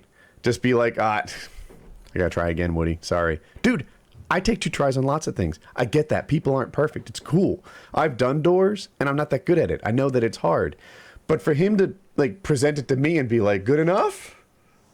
Crossing my fingers. It's like, no, dude. You know it. I know it. That's shitty work. Who has 1/2-inch gaps around their door? There's light coming in from the hallway and everything. And I'm like, that's don't come to me and hope that my standards are so low that you think, you know, that you can move on. And eventually they told him he wasn't going to do the stairs, and he left in a huff. He just packed up his stuff abruptly and left. And everyone was like, fine, don't let the door hit you with a good Lord split you. So I guess he wasn't technically fired. Maybe he quit. But if the closet doors were an interview, he didn't make it to stairs. Well, what the fuck? How hard is it to find a decent carpenter? I wouldn't have thought it'd been this hard. I mean... The guy we have now seems pretty good. His name Until is Lynn. next week. Well, he's like your 3rd or 4th us. carpenter. Merca, I hear you, and you might be right. I'm optimistic. I like this guy. You know, I have nothing negative to say about him thus far. Yes. He's working Hopefully on the he master does bedroom well. doors, and he seems to really want me to be happy, right? Like, okay, he was putting the doors in, and there were like shims around the jamb, and I thought the shims were too much, right? These doors are heavy, so the jambs have to be well supported. If you don't know, a jamb is like the side that goes around the door, not the molding, but the jamb is like the, I don't know. Am I on camera? Yeah. Yes. This is jam. This is jam. You know, the inside of the door. This is Point casing. at something that is not jam. This is casing. This molding is casing. This inside part is jam. That makes like a upside down U. Anyway, Now break the door down. Yeah. so anyway, I don't know. House talk might bore some people, so I don't want to take too long on it. But the jam was shimmed, like between that and the studs, a lot. And I was like, there's a heavy door. You know, should it have that? It had like 7/8 of an inch shim. And so he just took it all down, put it back up with like solid shim, so it's basically stud strength. And after he shows me like pictures of it and everything, he like shakes my hand, looks me in the eye, says it's important that I'm happy. These are good attributes, right? You know, like Yeah. That is. So so Lynn seems like an all-star so far. Well, good. Yeah, I hope, and he's going to do the steps next, and but I mean the upstairs floors that Jamal, I consider it fire damage. Like we've got a major problem after the painting happens that like we haven't even started on yet. So Oh, Well, this yeah. new guy sounds like a There's that quality upstairs carpenter. flooring thing. Christ-like, even. what did you say, Kyle? I missed it. Christ. Oh, I was just saying that upstairs flooring. I just kind of in the back of my head, I was like, oh yeah, I'm sure somebody's working on that. But no, they've got to rip it all up, huh? It's not a bad idea to do flooring after paint. Like you know, because flooring can get damaged during paint, either by ladders or just spilling. So the fact that we're not working on floors isn't a problem. Also, it's really dusty work. You don't want to do that at the same side as paint. So yeah, the floors are just sitting there, nothing's happening, but it's looming. That's a thing. So that just exists, man. That's Well, like I said, sometime the next month or 2 or 3, you'll probably another thing Get to about the- floors is like if it was something else, like let's say hypothetically it was light fixtures, we could be like moving furniture in and like getting ready to live there. With floors, no, like you can't move in. You can't do much when you're waiting on floors to get done. So that's a thing. We'll wrap house talk there. I'm going to be happy when you get your house. I know you are. It's a weird thing. Like, emotionally, I've just checked out. I've sort of just removed the possibility that it's actually going to happen. Like, sometimes I did that. I did that when I was going through college. Like, there were periods of it where I never really targeted finishing. I just kept my head down and worked toward it. And, like, knowing that someday I guess it would get done. But it kind of like, you know, maybe it's in the afternoon and you're at work and you really wish it was 5, so you don't look at the clock hoping for pleasant surprises. Mm-hmm. You know, because you watch it or you fixate on it, and it just sets you up for heartbreak. And that's kind of where I am on this. You know, I was talking to the general contractor this morning, and he's like, "Doesn't it look great?" Because some of the rooms are getting painted, and I was like, "Are you looking for praise?" You know, like, maybe I'm a dick, but all I see are problems. You know, there is what in my head feels like fire damage with that upstairs floors just looming. It's mid-February, or I'm sorry, it's mid-March, and it was supposed to be done in January. It's like I don't see any way he's getting praise from here on forward. Sorry, you missed it. Mm-hmm. You know, like, fuck. You know, this has been a comedy of errors at this point. So yeah, that's. I don't know. It's fucked up. Your poor house. I'll do a video tour when it's, you know, when you can kind of see it and stuff. You know, like I think people kind of want to see that. Coming 2016, Woody's house tour. Yeah, like I'm not gonna hide anything, or, you know, I'll show people. But yeah, that's. I wish I had the words for it. Like it's a big chunk of our life savings, and a lot of it was like hopes, dreams, and happiness were wrapped up in moving to this thing, and like, you know, like doing this job, making videos, working indoors all the time. I wanted to have like an outdoor component of my life. None of that shit's happening. You know, that's, you know, I would not have guessed it'd be mid-March and there's no end in sight on this thing. So. Yeah, it seems like so long ago when you, Chiz, and I were looking at houses. That was last year. I mean, and it wasn't like right before Christmas or anything. I mean, we're talking about like September and stuff. And it's a long time ago. Oh, do we have Chiz's hat there as our guest tonight? Is that what's there? I can't see it, but I'm guessing that it's like over there somewhere or something. That's great. Here, I'll get you a picture of what it looks like. This push takes a while because it's a big image. But yeah, I wonder how long the show is. Like at the start of the show, I almost wanted to talk about it. Like, hey, we're getting a really late start. We'll see how it goes, you know. But everyone knows how long the show is except us. Mm-hmm. They're all, you know, they can see it. They know whether we hit 4 hours. They know how it went. They know everything. But yeah, so we've got Chiz as the guest. I really want to get the yeah, right, straight down for you. For me, it's there. What was I going to say? Oh, some people fuss that the white things were 16 by 9. I'll get that sorted out. This show was just kind of, I didn't have time to fix it before the show started, but we'll get it. We'll make it, I guess everyone's picture will get slightly bigger, maybe. And more to go around. That's nice. Yeah. And we'll get rid of the white trim. We'll make it right. Probably for next week. Well, I'm definitely getting in better shape. I'm down to 174 pounds now. I don't know. I'm usually really bad at chin-ups. I'm up to doing 10 chin-ups. I feel like I've gotten much stronger there. Mm-hmm. I do my elliptical now as fast as I can go on like a fat burning level, but I like hold my hands up like behind my head to make myself balance on the like crazy wobbling elliptical thing. I feel like I'm building my balance skills there. Doing like 5-minute rounds on the heavy bag. I'm really looking forward to applying some of those skills to paintball. I imagine myself getting carried away and like coming in and like, you know, in Halo, the melee where he goes like that, just like, coming by a guy with my gun with a tank on, just like ping, just taking some kid out and keeping on moving. I'm really looking forward to the paintball thing in April. That's gonna be fun. I know not everyone likes Minecraft talk, but dude, Woodycraft is coming out with Halo. Oh yeah, I heard you talking about that. So explain to me what this is. In what way is it Halo? We have like 4 game modes. There's like Griffball, Powerball. I think there's a TDM and something else. It's escaping the top of my mind. But we've got 4 game modes. We have all these like we have a resource pack, which might not mean much to non-Minecraft people, but it's going to make Minecraft look like Halo. Let me see if I can get a picture of it. I don't want to screen share other conversations. Let me just turn off the screen for a moment so I don't share anything I don't mean to. Yeah. So I think if I look in this direction, I'm looking at you. You're looking at Merca. Wait.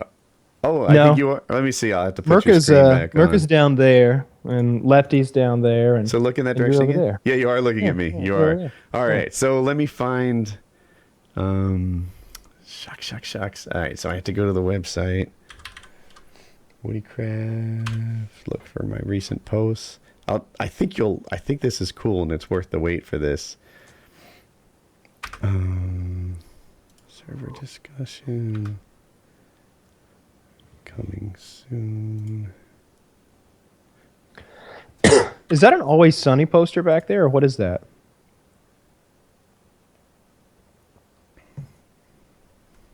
Wait. Yes.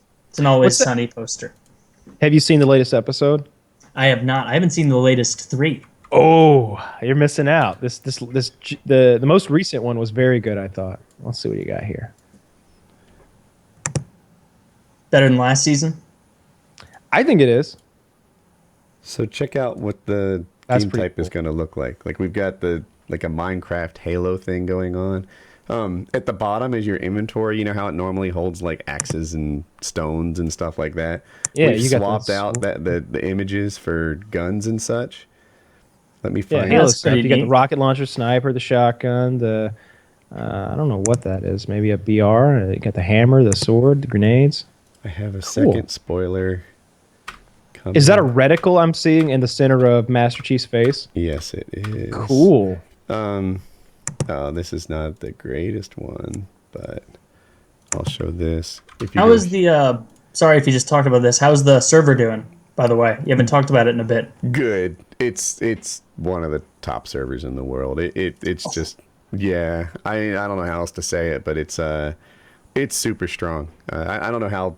We'll see how this goes over, but I'm hopeful that it's going to be a really big deal. There's a guy holding the. I lost the name of it. I just knew it. The sword. The energy sword. Energy sword. Yeah.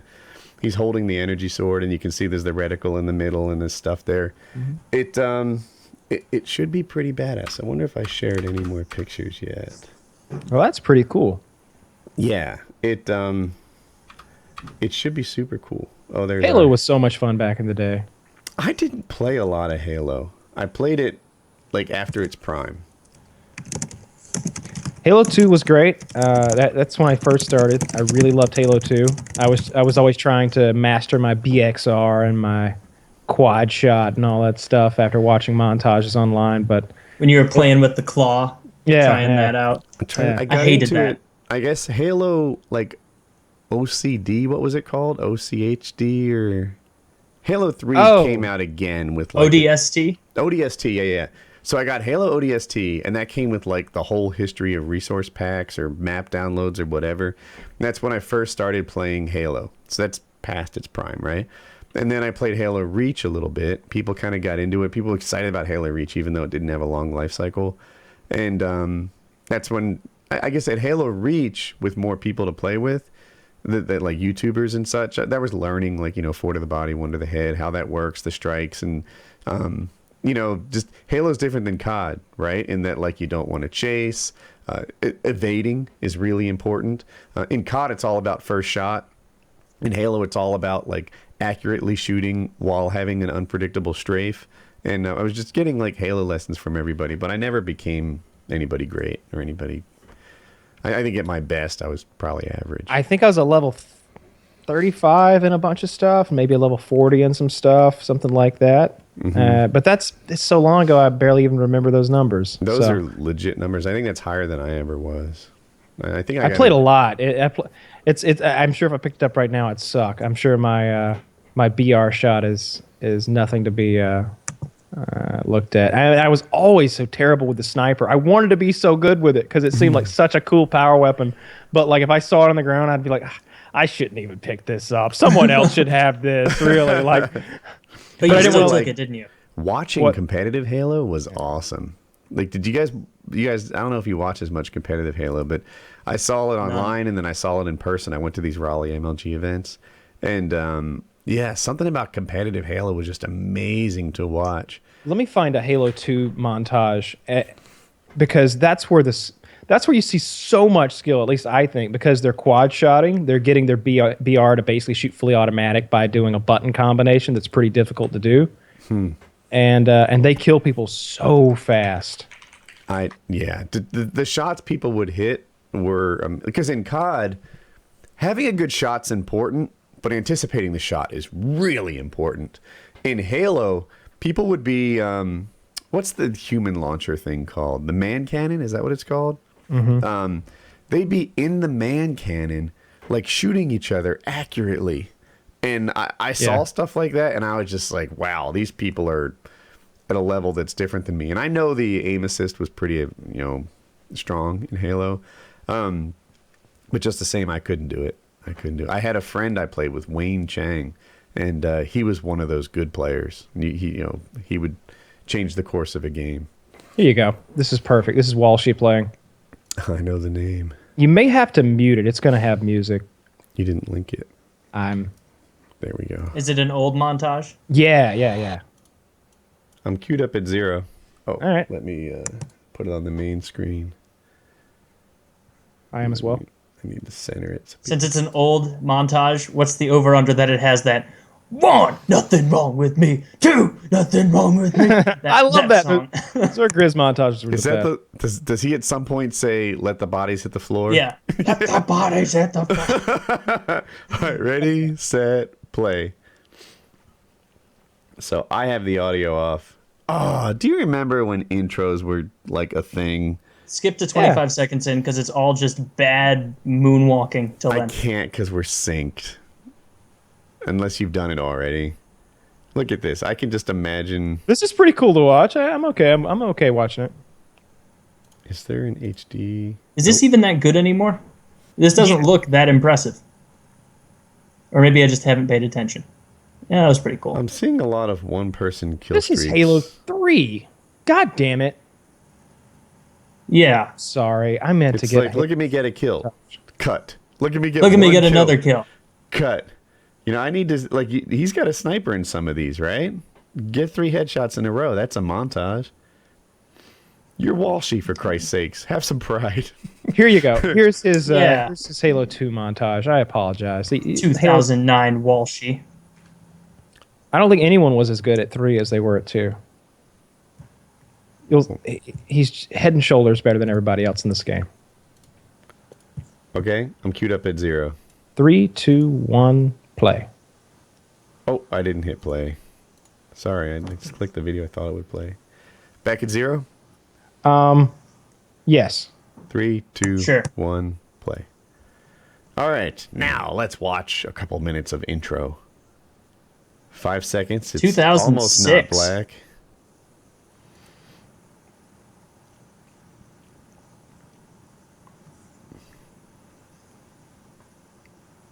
I'm slightly older for having watched all this intro. I like this thing with like Master Chief rotating and like the world map and everything. Like, is that his? Look at it. It's his name, Dave Walsh. Just got his birthday and everything. I'm so ADD about this, and I'm really judgmental. Like, hurry up, get into the video. This is cutting edge in 2006. Oh, I don't doubt it. This was the. Oh god. This is almost a decade ago. So he got a triple kill. That's a pretty big deal in Halo. And then the zoom pan of like killing frenzy as it drifts across the screen. Yeah, he's zooming in and out a lot in this. You can watch his ammo counter. Having a hard time watching his ammo counter. Is it the top right? It's on his gun. Oh, what's wrong with me? He's BXRing there. I just never got into Halo enough to know which of these clips are really, really impressive.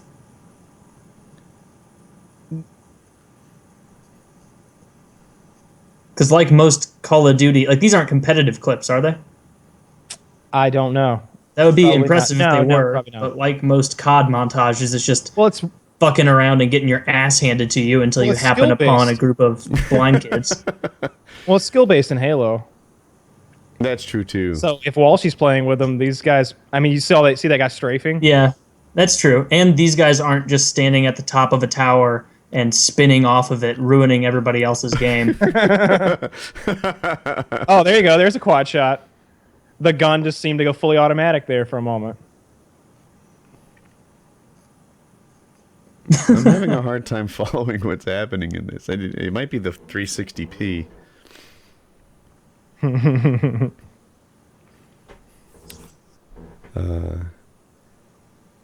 Yeah, when I got into it, Walshy wasn't at the top of the game anymore. It was all about Pistola, Ogre, Ogre 2, Roy. Roy was the man. I always liked Flame Sword. I think that was his name. Someone's gonna criticize me if I get it wrong, but getting names wrong is my thing. So chill. But yeah, I heard him interviewed and he won me over in a big way. Like I liked him a lot. I think he got into the COD scene. Well, it felt that to was me that the Well, that's interesting. That's enough of that. Yeah. it felt to me that the competitive scene for Halo peaked after the game did. And I think we're seeing that in COD too. Like the numbers they're pulling are bigger than ever. You know, just like the whole online streaming scene is bigger than ever.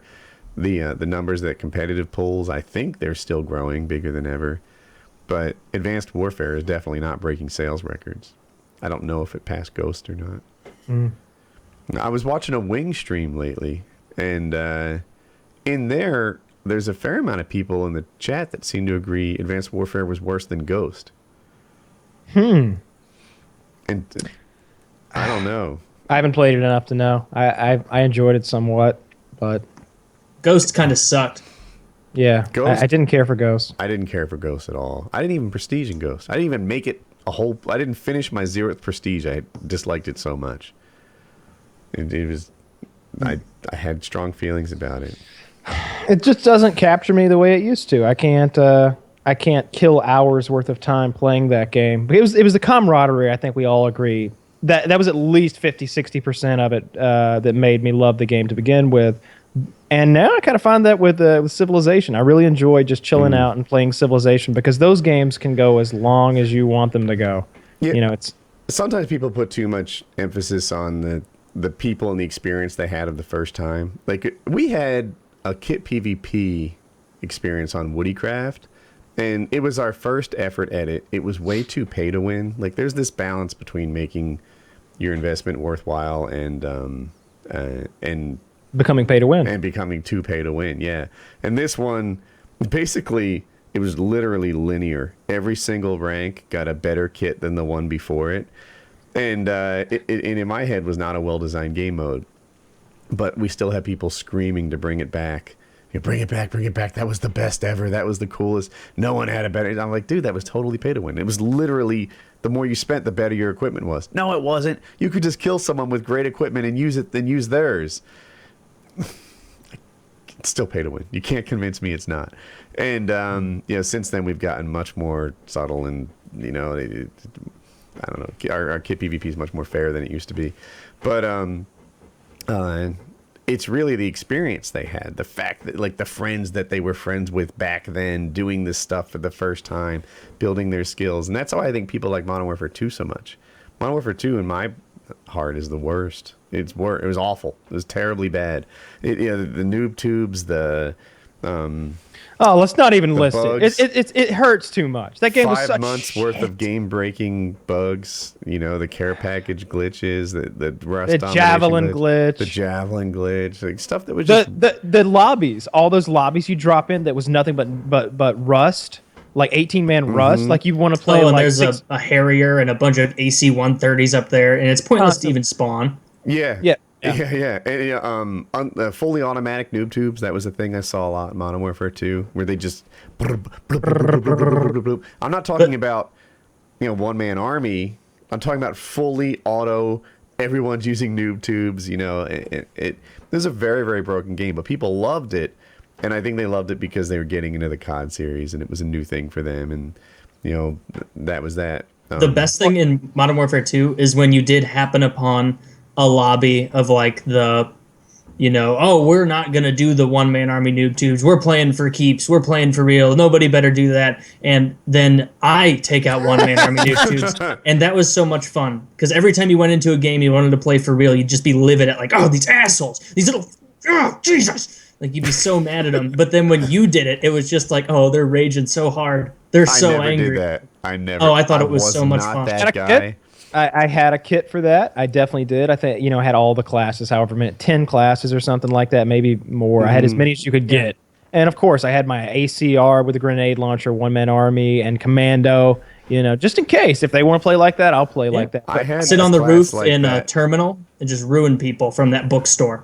Yeah, that was it. That's all you had to do. That's not the roof? Up by the fuel tank, yeah. By the fuel tank on terminal, the airplane one, and then you just look down the hallway and in the bookstore. Roof. Yeah. You see the whole hallway. You can see into their spawn at the Dom flag. You can see into the plane, although you're pretty exposed. You can hop over. I had a class. It was called like Revenge or Payback, and I only used it when they used it first. That was it. Yeah, that's what I did. I usually wouldn't just break it out for no reason. I had a lot of spawn grenade launchers I'd use, like... I was better with guns. Like, if I pulled out that class, I didn't get good games or anything. Well, I did great with that class. I like to, like in a domination game, like I knew there were a lot of maps where I knew, you sprint 8 steps, put your elbow against the trash can, look straight up, find the cloud, and then shoot two noob tubes at that cloud, and they're going to hit the A flag across the map. And every now and then you get like a 4-man noob tube cross map, start your game off, with a 4-kill streak. That was always... Yeah, I didn't run noob tubes that much. I hated it. I made the Shucks You song about noob tubes. Yeah, that was good. I remember that. Yeah, that was like the first, like, I guess my channel was doing well. I was growing at a rate better than like a lot of my peers. But when that happened, I was like one of the top 10 growing channels in all of YouTube. I was growing quicker than Respawn for the course of a month, which is, Respawn was really hot at the time. Like, it wasn't long, but there was like a 6-week span where like I was actually a big deal on YouTube, like of YouTube, whereas later on I was just like, one of the many, like, top 100 channels, I like that song. That was good. And you made a very smart decision by not singing it yourself. I was trying to up my production quality, right? Like I recognize where my singing, like on a scale of 1 to 10, I'm literally a 1. Like it's bad. Like there's no worse, right? The only people worse than me are joking around, like it. There's no earnest person worse than you. If Woody tried out for American Idol, they would show his audition. Yeah. Merker put it so well. There's no earnest person who sings worse than me. Yeah. And I had enthusiasm, I guess, but that's all you could say. So it was time to step up to the next level. I did Chuck Shoe, and then like that followed up immediately with a chopper gunner on Nuketown, which was like a 1 million view video just because it was a new concept. Yeah. And everybody wanted to see it. Everybody wanted, because it was the badass motherfucking kill streak, and I'm sure people had seen it happen in game. They're like, "What is that?" That's the chopper gunner, and then they're online looking for it, and you're pretty much the only guy who had it. Then you got first, yeah. Back then, like now the release dates are really firm. Like they let you know like exactly when you can upload videos. Back then, they just gave you the day of the calendar, and I was like, well, it's that day in New Zealand right now. Yeah. So I uploaded it. I uploaded 4, which was risky, but I uploaded 4 before it was the right day in my time zone, and there were no strikes, and it turned out to be a risk that really paid off. Yeah. Mostly tips videos. I told people to run Ghost in Black Ops. Like, this is before the game came out, before it had a big stigma, but Spy Plane was a default kill streak, and I was like, run Ghost. You got to run Ghost. Everyone's running Spy Plane. These things will be in the sky constantly. It was good advice. They were. Yeah, but yeah. Why did people not like Ghost? I didn't even keep track of the game enough to know that was just off like the radar. It keeps you off the radar, and it makes you invulnerable to like the air power, like chopper gunners and stuff. And, so if it's a human powered one, you just look like a friendly, and if it's a like automated one, it won't shoot you. And they found that keeping off the radar and being invisible to enemy air power was just OP. You would get your spy plane in, and there would be no red dots. Then you somehow like still get your chopper gunner or whatever, your big kill streak, without anybody on the radar, and then there's no red squares to zone in on. You're just going for an air tour of the map, and it's just so frustrating. It's like, come on, I earned something here, and I'm not getting my reward because of this silly perk. And as a follow-up to Modern Warfare 2, where like you got a Harrier, and that was oftentimes 4 kills or something. Early on, it definitely was. I remember it sounded like an electric razor. It'd be. That's my favorite kill streak of all time. The Harriers. Really? Because it was like a guaranteed 3 kills. Not at the end of Modern Warfare 2. At the end of Modern Warfare 2, you want to run Airstrike instead. Because here's what you do. You get a Predator. That was worth a kill almost all the time. And then that got you an Airstrike. And that was worth a kill or 2 almost all the time. But a Harrier, it took more kills. And it was so instantly down because it just took 1 stinger that it wasn't worth any more than its Airstrike by the end of Modern Warfare 2. The Pavlo was pretty solid. Yeah. It got up to there. It took like 3. I missed that game. Yeah, I want to say it took 3, so you couldn't do it by yourself without dying. So it required teamwork, and that was so rare. Yeah. Teamwork is very rare, just jumping into a random lobby. But I mean, you remember those Modern Warfare 2 chopper gunners and the noise it makes when you get a hit marker, and you just hear that continuously, and it was just such a sweet sound. I'd never heard it like that before. Yeah, like, it was like a splat or something. Occasionally you'd hear it if you like got a triple spray or a 4-man spray. It sounds wonderful. It's so satisfying. But now you're in this chopper gunner, and you're just, and it's just going, and it's just pound, pound, pound, pound, pound, pound. And they would spawn in the same corner over and over, and they would be spawning into the explosive bullets. That was so much fun. That was used so to rewarding. have, the class that was like, I said I only pulled out, when they were being bad. I would sometimes pull that out before my big kill streak because it had Danger Close on it. And Danger Close Pro made your airstrikes better. So it's like, oh, I got a chopper gunner. I'm just going to wait so that the splash damage on this thing kills everyone in a quarter of the map. And it would be incredible. Yeah, with an AC-130 with the main cannon, or even howitzer. The chopper gunner that had splash damage too. Yeah. It was cool. That was another glitch I remember. People would run around with chopper gunner guns, like chopper gunner bullets that had splash damage. And the thing is, you could kill yourself with the splash damage, so it wasn't a great cheat, but it was frustrating anyway. Yeah, there was all kinds of like cheats that would allow you to do stuff like that. They would allow you to shoot Predator missiles and shit like that. It was a shame to see that game all hacked apart like that and ruined, and to see the lack of support for so many millions and millions of dollars in revenue. That was upsetting, to say the least. While we're reminiscing, what do you think Ryan Twin 20 is doing nowadays? Well, I think we give that guy way too much attention, because I think his thing is to be outrageous to get attention. I think that he's crazy like a fox, if you will. He's not really a nut job talking about fucking Katie Couric or whatever. Like, he doesn't.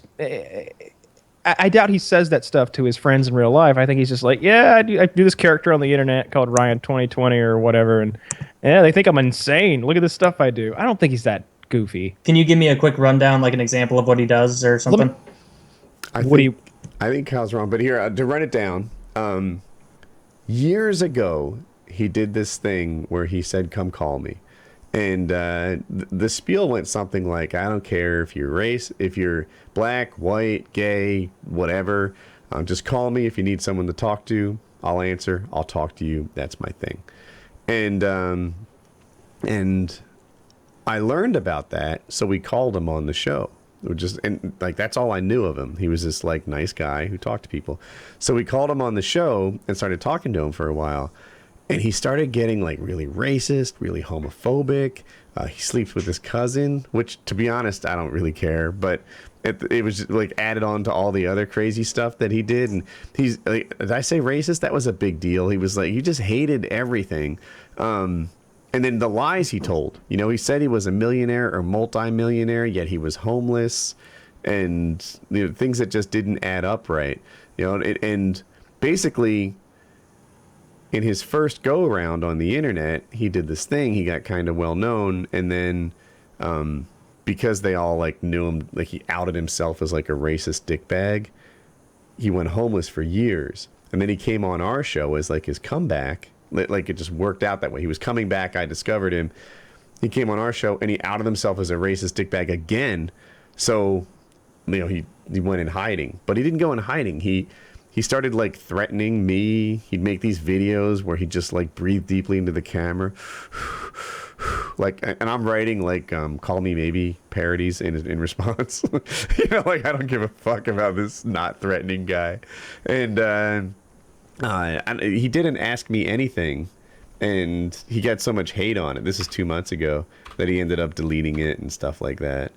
And you think he was just doing this all for attention? Just because it's like, well, I can't get attention based on my merits, so I'll get it by being overly, contentious and being a racist or just being needlessly abrasive. Kyle does. Kyle thinks he's crazy. You like don't a think fox. that? No, I think he's an unstable dickbag. I think that he would like to be a nice guy on the internet, but he's not. And it comes through all the time. Is he still doing his thing on YouTube or not anymore? He keeps going back underground, so like he'll hope that it's all blown over and say, hey, like he didn't ask me anything on Reddit. And like some of the top things, this guy's a complete scum, racist, beggar, homophobe. Fuck this guy. Fucked your cousin lately. That's the kind of feedback he's getting. He posted. What'd you say his name is? Ryan Twin 180? Ryan Twin 20. Why are you searching for him or something? I'm just gonna look it up, see what's going on here. Let me see. See, he's deleted so much of his Reddit history that when I bookmarked it, it was fun, but it's less fun now because his own history's gone. But I just wondered, wonder what Ryan Twin 20's doing lately, because he keeps getting himself in trouble on the internets. I don't know. So hey, you probably don't. So him mentioning you is probably the biggest surge of popularity he's ever gotten. So he wants you to come back at him, right? He wants you to get involved in a tiff. That assumes that he's getting some sort of pleasure out of the internet hating him, and I don't think that's the case. I think he'd much rather be like a popular figure and not a universally hated figure. I want to hear, Kyle, why do you think this guy is just a troll fucking with people? Because none of his videos are on his channel unless they're somewhere else. Yeah, he keeps taking down his video. Whenever he gets hated, he runs. Not a good approach. Is, I'm trying again at my shot at internet fame. He says he got on a bunch of TV shows. They interviewed him for his call me anytime thing. But I don't even know what's true anymore. Kyle, you're muted. I think he just likes attention, and he just keeps trying to recreate himself as some new internet fad every time, and that's why he's deleting all the old stuff, because he doesn't want any evidence of it. He wants people to discover him for the first time, and to think he's somebody, to think it's a whole new thing every time. I think he keeps coming out with some. It's always something ridiculous and crazy and stupid. I don't know. You know what's ridiculous? I never found him. Dollar Shave Club ads. Absolutely. DollarShaveClub.com/PKA. That's the way you get started, folks. Okay? These plans start out at as little as $3 per month. Signing up takes about 2 minutes. There's no membership fees, and there's no commitment. Plus, you have a money-back guarantee. I always hear that money-back guarantee. I don't know who actually returns shaving razors. I don't think anybody would, but you really have nothing to lose here. So if you want to take advantage of this, DollarShaveClub.com/PKA today. Merker's leaving again?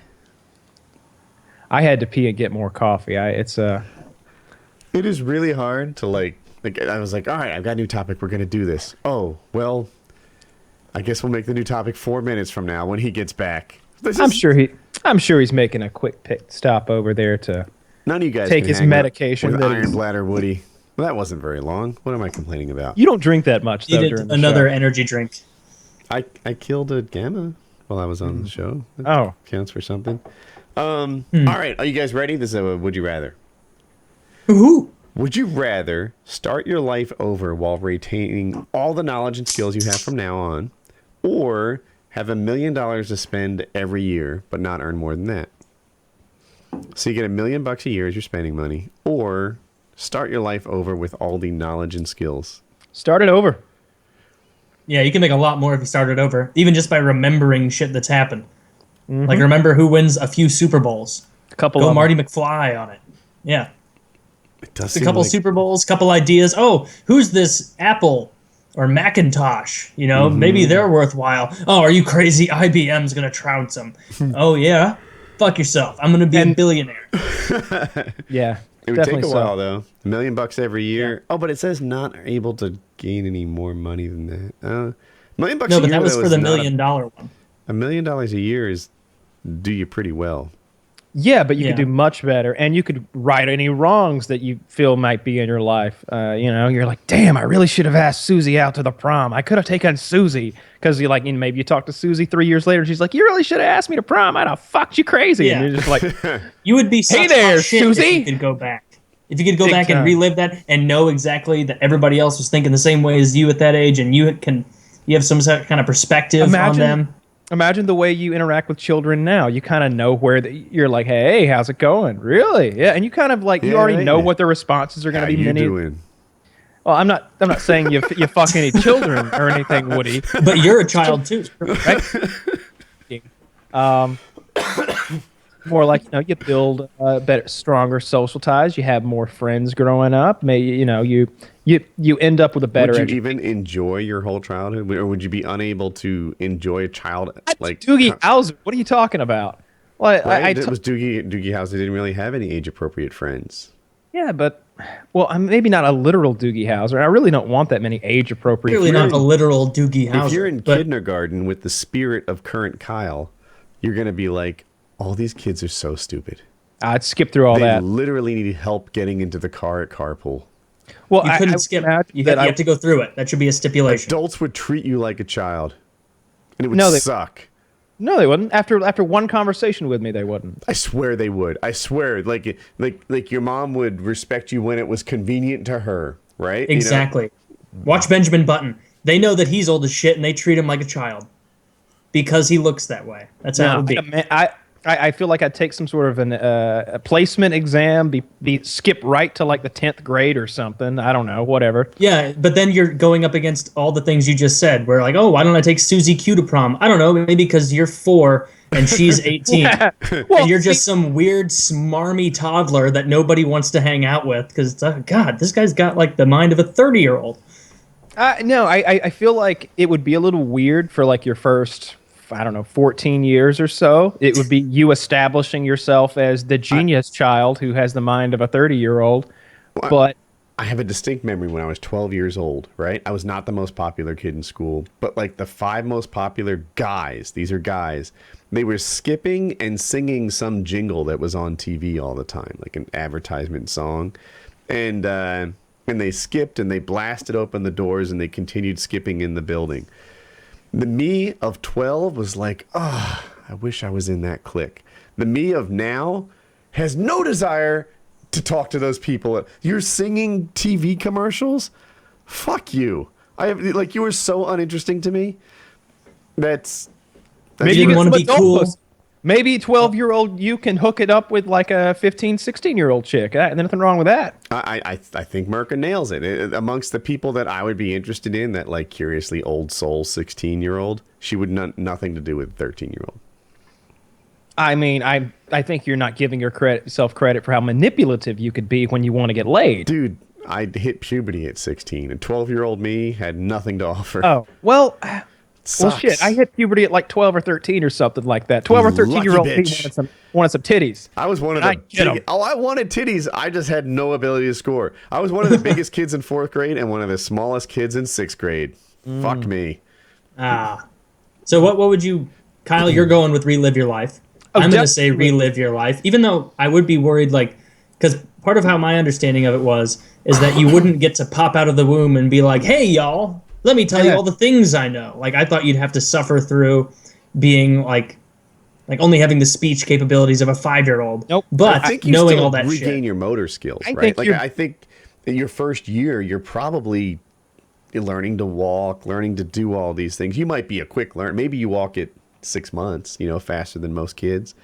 But no, I imagine that it's everything that's contained in here is transplanted into baby me, and I pop out like Who's Talking? That old John Travolta movie.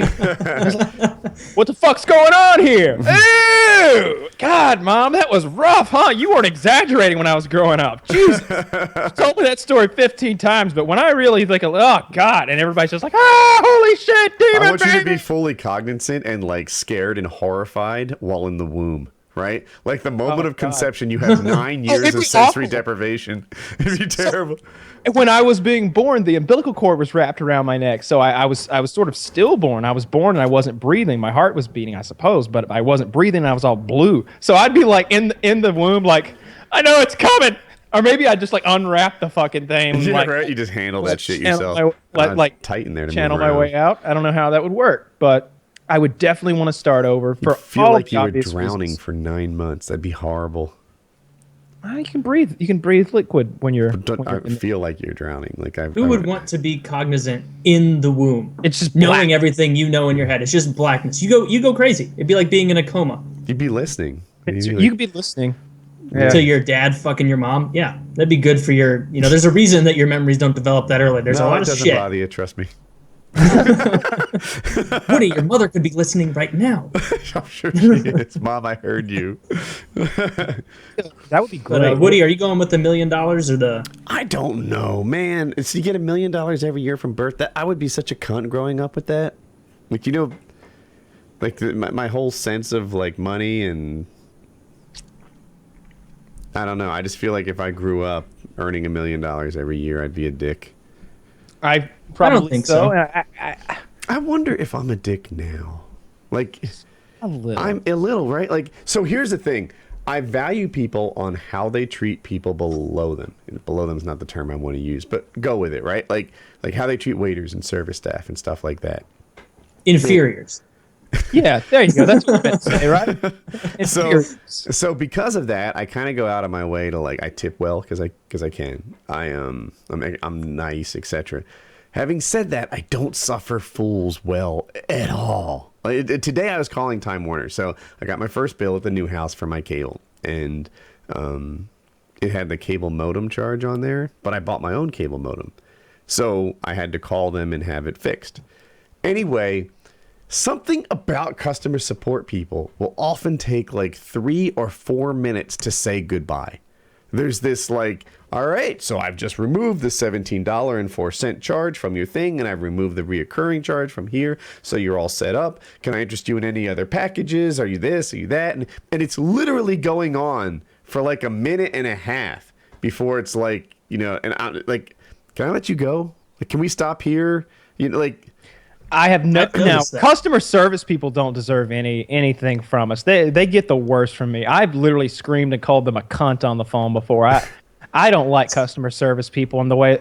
So first of all, if you've ever called them, you give them your problem, right? Like, hey, it's having an issue here. This was supposed to happen, but this happened instead. Here's what they say every fucking time: is they read their goddamn script and make me feel like a number. Oh, well, I can definitely assist you with that, sir. Could I first get the last 4 digits of your social security number? You don't know that you could definitely help me. I didn't just list something that's part of your repertoire, your area of expertise. You didn't just say, oh, cable modems. Well, shit, I know all about that. I can definitely help you out. That's not what happened. You read a fucking line off a thing. I could have said, I just can't get an erection anymore. I don't know what to do. I stick my finger in my ass, and that sometimes gets it going, but not really. Well, sir, I could definitely help you out with that, but first let me get it. It's just like, you were going to say that no matter lubricant? what. Yeah, exactly. They come with that same thing every time, and I'm just like, can you? Because the last 4 people couldn't, and they said they could too. I hate getting thrown around on that stupid phone game where it's like, oh, I can't help you with canceling this subsection of your cable package, but you better believe Larry can over in HR. And it's like, oh, all right, Larry's on the way. And then Larry can't do shit.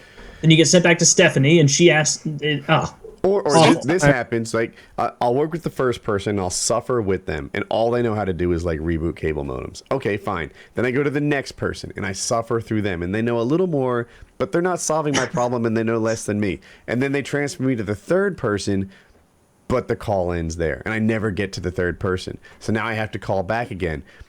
And I deserve to skip the first two. I do. And at that point, I'm like, dude, I need to go to level 3. I've been through this before. Level 1 and 2 didn't help me, but they make me go through the exercise of like rebooting the modem again, and I don't like that. I don't. There is no level 3. No, you can skip these levels. I skip the levels. Dude, I have a general contractor now. These fuckers are always telling me stories of where they buy their materials, right? One guy, Lowe's. like, the molding in his house was from the 40s, and he looked all over for it, and then he went to this one place, and they had a lot of it. Okay, picture that story in the 7-minute version, told to you 3 times so far. Oh my God, stop. And at what point do I rudely cut him off like, psst, psst. So let me get this straight, Woody. It frustrates you when someone tells the same story over and over. I hear you. I see what you did The there. only way to handle that is you have to wait for like 45 seconds into the story, and then at a point that's clearly not meant to be funny, you just over the top, just like knee slap her like, Jesus, I know why I hired you, and make him feel so uncomfortable that he won't want to talk to you anymore. Like kind of like give him like an arm squeeze that's a little too familiar. But I know what you're talking about with those customer service people when they recap what they've just done. Yeah. I've noticed that. Like I think it is a conscious decision on the part of those companies to like have them talk a while. So you're like, okay, so I waited a while, but listen to all the stuff they did. They're tricking me into thinking more was done than just give me the rigmarole and leave. More nefarious. I think they're filibustering so that they don't have to take the next call. I think it's like, all right, this one's a solver. I'm good. Oh, that's true. I'm not even 15 minutes in, which is where I'll just filibuster for 15 minutes and let any other calls fall to my coworkers. And that's to me what it is.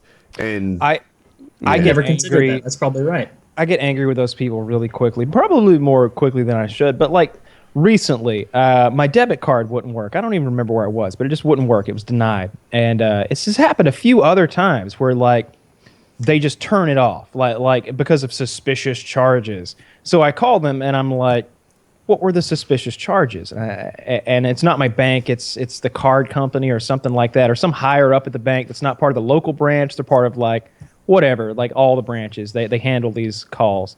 And she's like, well, must have been some suspicious activity on there. And I was like, well, what were the 2 purchases? She was like, well, there was one here at this Wilco gas station. There was another here at this Guns and Gear firearm gun store. Are those your purchases? And I'm like, yeah. She's like, oh, well, they must have seen those as suspicious. And I was like, oh, so the gas station next to my house that I go to 3 times a week, and the gun store that I've spent like 40 fucking grand at over the last 3 years, those were the suspicious purchases? Those ones? I bet you've got a lot more suspicious stuff on there than that. Right? like there's all kinds of crazy shit on there. Like I'll be out of state like without any warning and suddenly like dropping a few $100s on some dinner in like Texas or something like that. Now that's a suspicious charge. If all of a sudden someone who like 90% of their charges are in Georgia and then suddenly hundreds of dollars are being spent at a steakhouse in Texas, it's like, wait a second. Nobody fucking raises an alarm about that. Nobody thinks twice. But when I pump gas next to my house and then follow that up by $150 worth of ammo 2 more miles down the road, it's crisis lockdown mode. Let me ask you if I'm a dick. Here goes. So today, yeah, he already knows. Today I'm at I'm trying to buy a lock for the master bedroom doors. Now these are double doors that open. So most locking solutions depend on like one being a jamb and the other being a door, right? It fixes on this. Mm-hmm. But when they both swing open, most locking solutions don't work. Mm-hmm. You follow? So, this is regular, it would just not work. So I go to a locksmith, and on Google Maps, they said they sold all kinds of locks and such. And the building was large. So I going in there, I thought there was going to be like some kind of showroom. But they had tons of workbenches and stuff. But just the same, I'm there, and I explained the problem to them. And both the doors are 24 inches, so it opens wide at 48, But at 24 by itself, I'm like going through sideways. So I want a solution where I kind of unlock both at the same time and can walk through 2 doors. The guy that's helping me is 24 or something. And I lay it out for him, clearly and in like 60 seconds. And he doesn't know what to do. But he's young. And I kind of, like, in my head, the guy that can solve this problem is like 60 and has seen every lock in the world. You show a door, he knows what lock it needs. Yeah, exactly. Like, that's the guy. And this guy has no idea. And he just starts like making shit up, right? And which is the worst thing you can do. You can admit incompetence. I'm fine with that. I'm incompetent in lots of areas. You can go get help. So, he's stuck. He's like looking through catalogs and stuff, clearly wasting my time. I could Google search better than this. And so then he brings in another guy. This guy's like 20. He's even younger. And this guy has no fucking clue. There's a double door in the building. So they're like looking at how it works, like how their lock works. But the trouble is their double doors are gigantic. So the solution they chose was like a 4-step combo to open the inactive door, where they use one door almost all the time. Is it where it's got posts that go up and then down into the floor? That's called like a cumber block or something like that. This one, you open one door, and then on the interior of the door, there's like a special switch that like unlocks a mortise at the top and the bottom, and then the other doors. But it's not on the surface mount like you're talking about. It's built into the side. Into the jamb of the door, sort of. Yeah, that's how my parents' French doors are. Okay. So, and that works fine if you have... But that doesn't work for what you have. If one of the doors is all used most of the time, that's a fine solution. But on a 24-inch door, like a full-size man would almost have to turn sideways. So, but there's no confidence in here that like these guys are going to solve it, because they're literally walking around the building for door examples on what might work.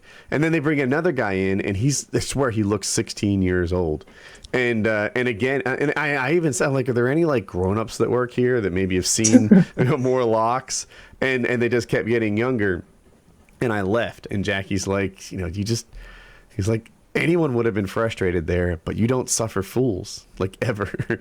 and I guess I can understand the frustration there. I've been through stuff like that where like the person I'm dealing with clearly knows less than I do, and that really frustrates me. It's like, this is supposed to be what you do. You should know how many pounds of black powder I can buy, because I sure as fuck do. I know exactly how many pounds I can buy. Why don't you, you person who sells black powder? Like, maybe it's because you're a stupid fucking cunt and they should have hired a man. And that's only half it. That's only half it. It's okay to be bad. Like, I'll even get that. Just stop pretending to be good. You're wasting all of our time, right? If this stupid cunt in your example was like, I don't know, I got to get my partner, he'll know. Then that'd be a thing. But instead, he's like, oh, sure, I can help you. Whipping out catalogs of, like, exterior locks. There were fucking safes he's looking at. He's looking at safes for examples. Yeah, right? Like, safe locks. And he's like, nah. Jackie, you ready to get busy? Well, hand me my stethoscope. We're about to go into the bedroom. Yeah, it's just, fuck. It just like with the Carpenters, like, you can be bad. I get that. I make mistakes. It happens. It's cool.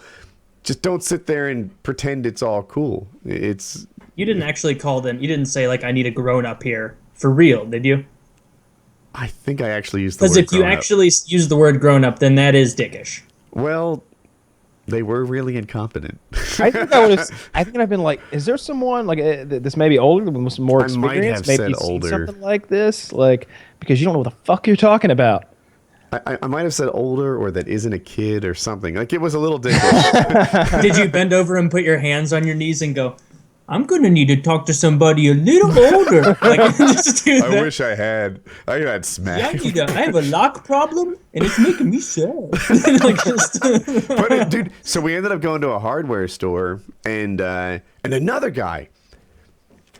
2 issues. 1, he didn't know what he was doing, and 2, he was completely unenthusiastic. I'm like, hey man, here's my deal. I got these doors. They both swing open, kind of like a French door, but it's interior and it's narrow. So we need what I want is a ability to lock them, because it's a bedroom door, wink, wink, but I want to open 2 at one time.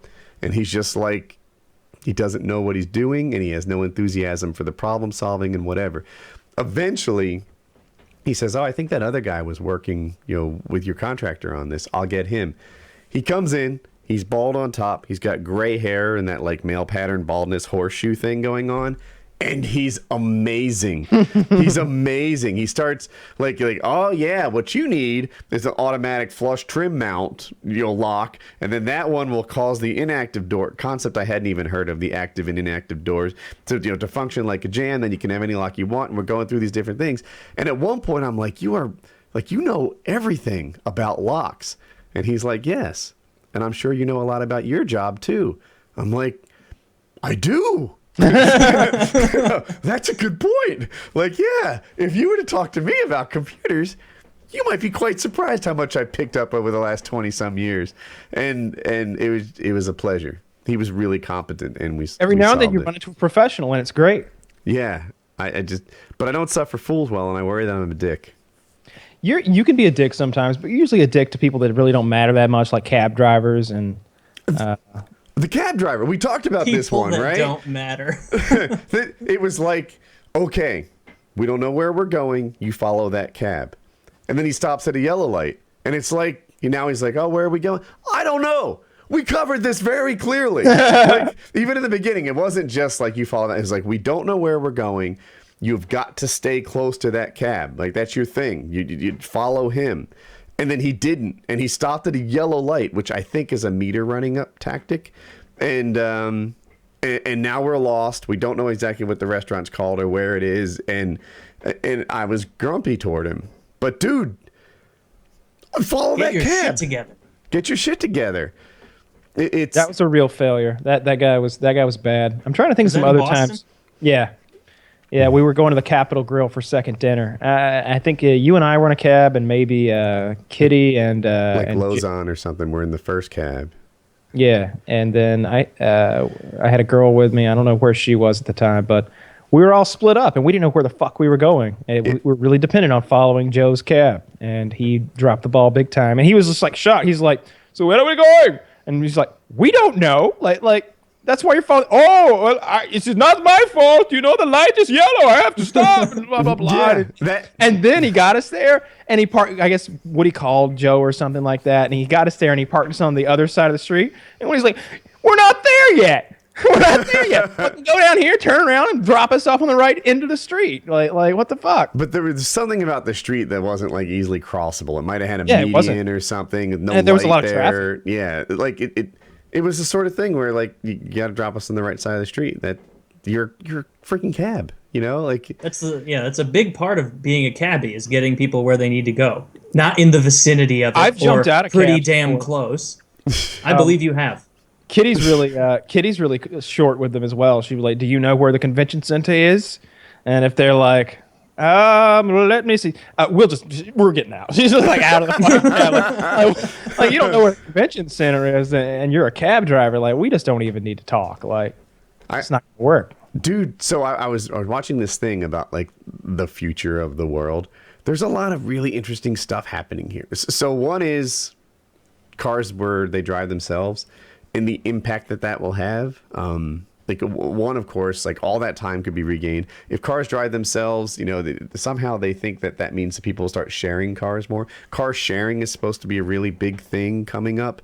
Uber is changing things in a really big way. They think that Uber is the next step for last mile delivery. Something like Uber. No longer do you have like UPS trucks solely devoted to the task of last mile. There'll be Uber drivers who just like pick things up, handle their neighborhood, and last mile becomes like a crowdsourced type thing. I don't want that to be crowdsourced. No. I want a bunch of fucks in their 1997 Dodge Stratus driving around with the whole neighborhood shit in there. I don't trust that guy. No, I don't either. There's a reason those jobs exist. I don't want this guy looking through everybody's stuff. Yeah, I want one of those professional Miss Johnson is hires. Exactly. I want someone qualified. It does seem like that rigorous training. I'm really impressed with supply chain management. Like, they're good at it now. The fact that Amazon can get anything to me in a day if I pay an extra like $4.99 blows me away. That is pretty cool. That's so shocking. And but Yeah. What if the new thing, like, because the downside of like big infrastructure delivery that's so impressive, the downside of that is they can't really do 4-hour delivery. That's not a thing. But you could totally have like Uber like delivery scavengers, scabs, taking things from the grocery store to your house. Have you guys used Uber? I never have. My ex-girlfriend was driving for Uber around the time we broke up, and she was enjoying that. I know she had her pistol in the front seat though. Sometimes I think of Uber as my plan B. Like if shit gets really fucked up, I'm totally driving drunks around on New Year's Eve. Oh God! Make like $500 that night. I don't know if it's safer to drive drunk or with Woody. I'm not really sure. I know you'll be more likely to get to your destination if you're driving drunk. I just, it's like I'm not paying attention or something. I don't know. Now with the in construction, they're always like, you know Yonkers? There's that place on Yonkers? No, I don't know. I never leave my office ever. Like I'm an expert in what my office is like. I don't go anywhere. I don't go like, no, I didn't used to know road names. Like it was just a thing. I never took the time to learn the names of the highways, even in my community, and the general roads. And it's only in the last 4 years or so that I've been like, I should really know what the name of the road that goes from here to there is. And I've like actually tried to memorize all that stuff. So when people are like, yeah, you just go down Highway 59, then you get to the T with 77, you make a left there, and you go all the way down to Airport, and you're there. And I'm just like, I don't know what any of that shit means. Like. Those are just random numbers. Nowadays, like someone tried to do that for me today. Oh yeah, you just take capitals, you make it right on this. I'm like, dude, I'll Google Map this. This verbal direction? What is this? The 70s? Like just stop it right here. Yeah, that's the other thing. You're gonna take a left at the big tree, which is actually more helpful to me than street names sometimes. When they give me little landmarks, they're like, "There's a Dunkin' Donuts with a old elderly guy sitting out front of it with fake no legs for Vietnam, asking for money. Take a left. You're gonna see a big oak on the right. Don't stop. If you see Wendy's, you went too far. I like that. Yeah. I like to know. Oh, there's Wendy's. Fucking turn around. We can't be close. And even though you went too far, there's still Wendy's, so you can stop. There you go. Refuel. I just want Google Maps. Can you change the Google Maps voice from that awful woman? Chicken nuggets are so good. I don't really know. Remember, I always change to a female voice. I don't like having a man tell me what to do. My wife strongly dislikes the Google Maps female voice over the iPhone. I don't know if it's the iPhone speaker or the voice, but I'm willing to try anything else. He's like, turn left at the next intersection. Like, fuck you, I'll go straight. I'll make 3 fucking rights and get there. Kiss my ass. She strongly petitions for Apple Maps because the voice is more pleasant. But I'm like, Apple Maps? I don't know if I trust them. I don't know about that. I use what do you call it? OnStar for most things. I navigate. OnStar is amazing. I had to navigate the other day to a lawyer's office out in Atlanta, and it was really jumbled up, and it was in an area where there were like a dozen lawyers' offices, and it was just like, well, which fucking one? But OnStar is it's great at that. The only downside is, and it's probably not true anymore, but the OnStars I've seen you and your father own didn't have great displays. It didn't have like an 8-inch LCD display. It had like a 1-inch black and green. It depends on the vehicle. Yeah, it definitely does. Like I think if you've got the screen there, like the Navi screen, then I'm sure it's a much better service. That's the way to. But I don't think they're offered on. Well, they weren't offered on everything. They probably are now in 2015. Yeah, probably so. I don't know. I don't know about in the Camaro or whatever. But the Camaro's a little better when you're driving it because it's got the heads-up display and the head, lasered on the windshield, and it's got pretty good navigation. I forgot about that. I mean, I rarely see it because usually you drive the Camaro. You got to be like right behind it to see it. Yeah. So the Dodge Power Wagon has been my new. The Power Wagon. The Power Wagon, man. It's basically a Dodge 3/4-ton truck, like a 2500 series. It's lifted 2 inches and it has a winch in the front bumper. And I'm like, that's perfect. Because it all started when we did the PKA adventure with the whitewater rafting. And Kyle told me that the trucks I was looking at, like the half tons, I can't drive like an idiot in. Like you can't just run over curbs and go into drainage ditches and stuff because they're street trucks. And they'll have like spoilers and things that get torn off. And I'm like, I didn't know that. But the Power Wagon is got totally lots of plastic. It's lots of designed plastic for on idiots. down low. You have to climb into it. It's like a. Can we see this thing? Because you told me about it the other day, and I actually didn't look it up. I was in the middle of a Civ game or something, but I don't even know what this power wagon looks like. But the name is awesome. Well, you sure can. It reminds me of the pussy wagon from Kill Bill. I hope it looks just like it. It's gonna look like a 2500 series truck. Here's the first one I found.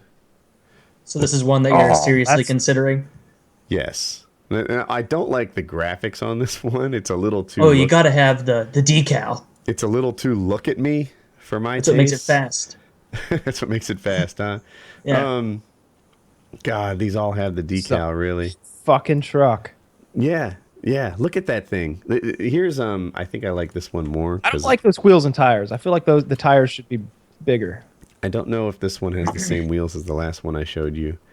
But I like the sort of stealthy winch thing. If you look at that second picture, you can see the cables coming out and it's hooked into the tow thing in the front.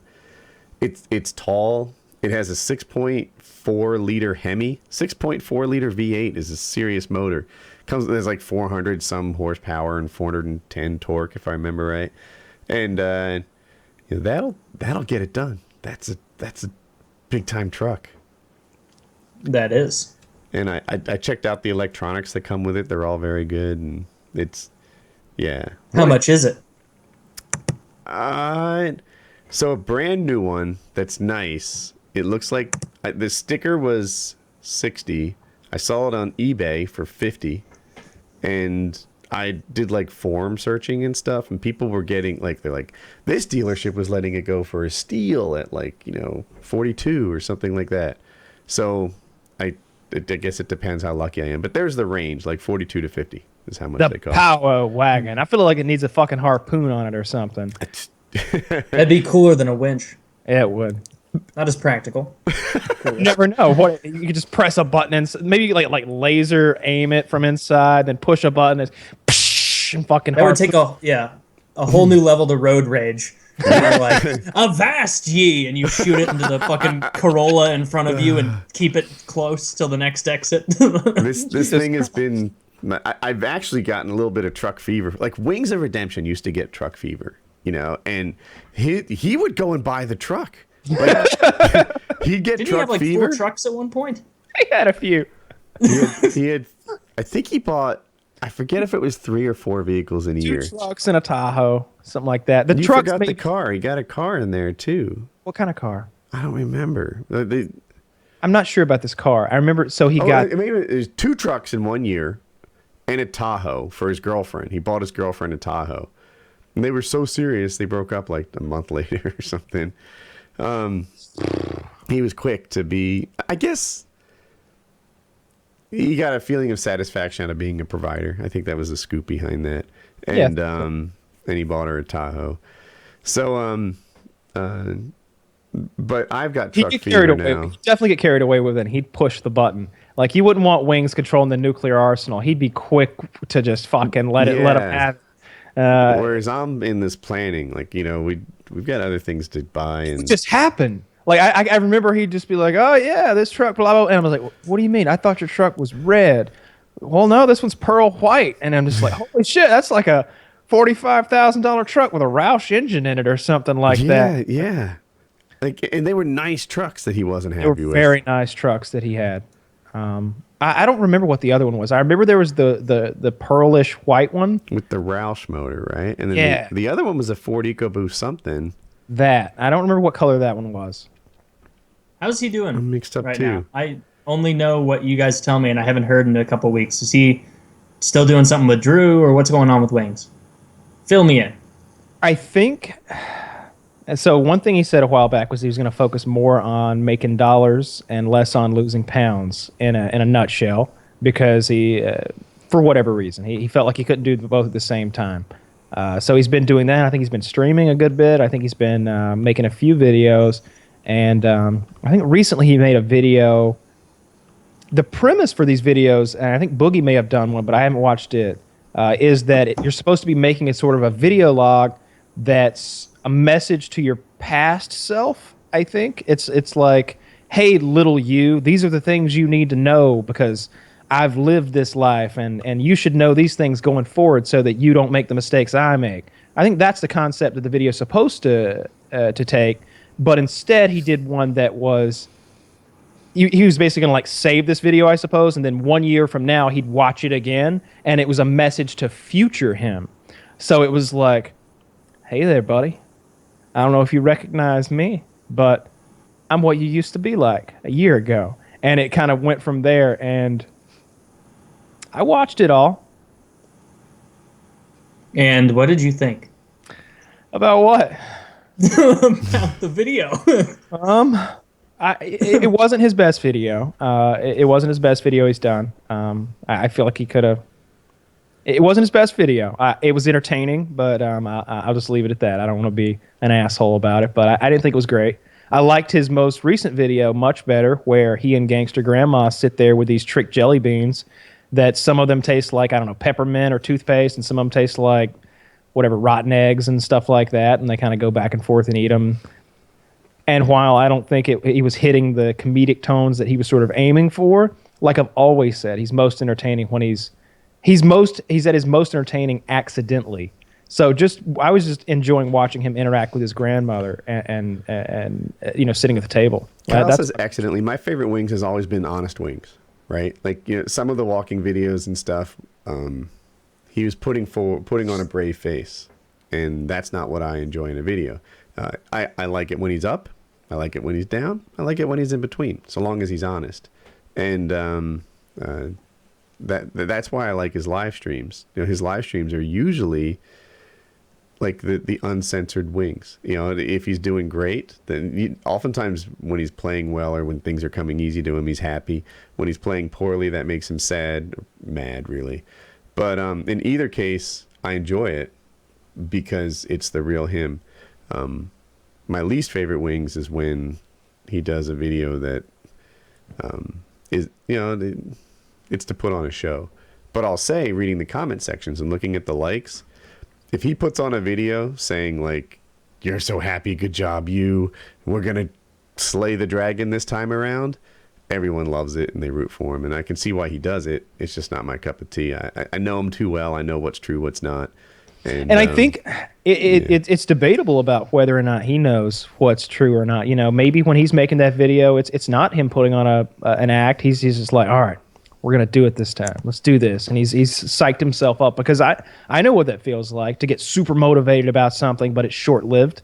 A week later, you're kind of burn out on it because you just went so hard that first week. It with working out, it's hard to. I was talking about the walking vlogs in particular, where he would later come back and admit that he's like, that wasn't true, and I wasn't really feeling like I said I was.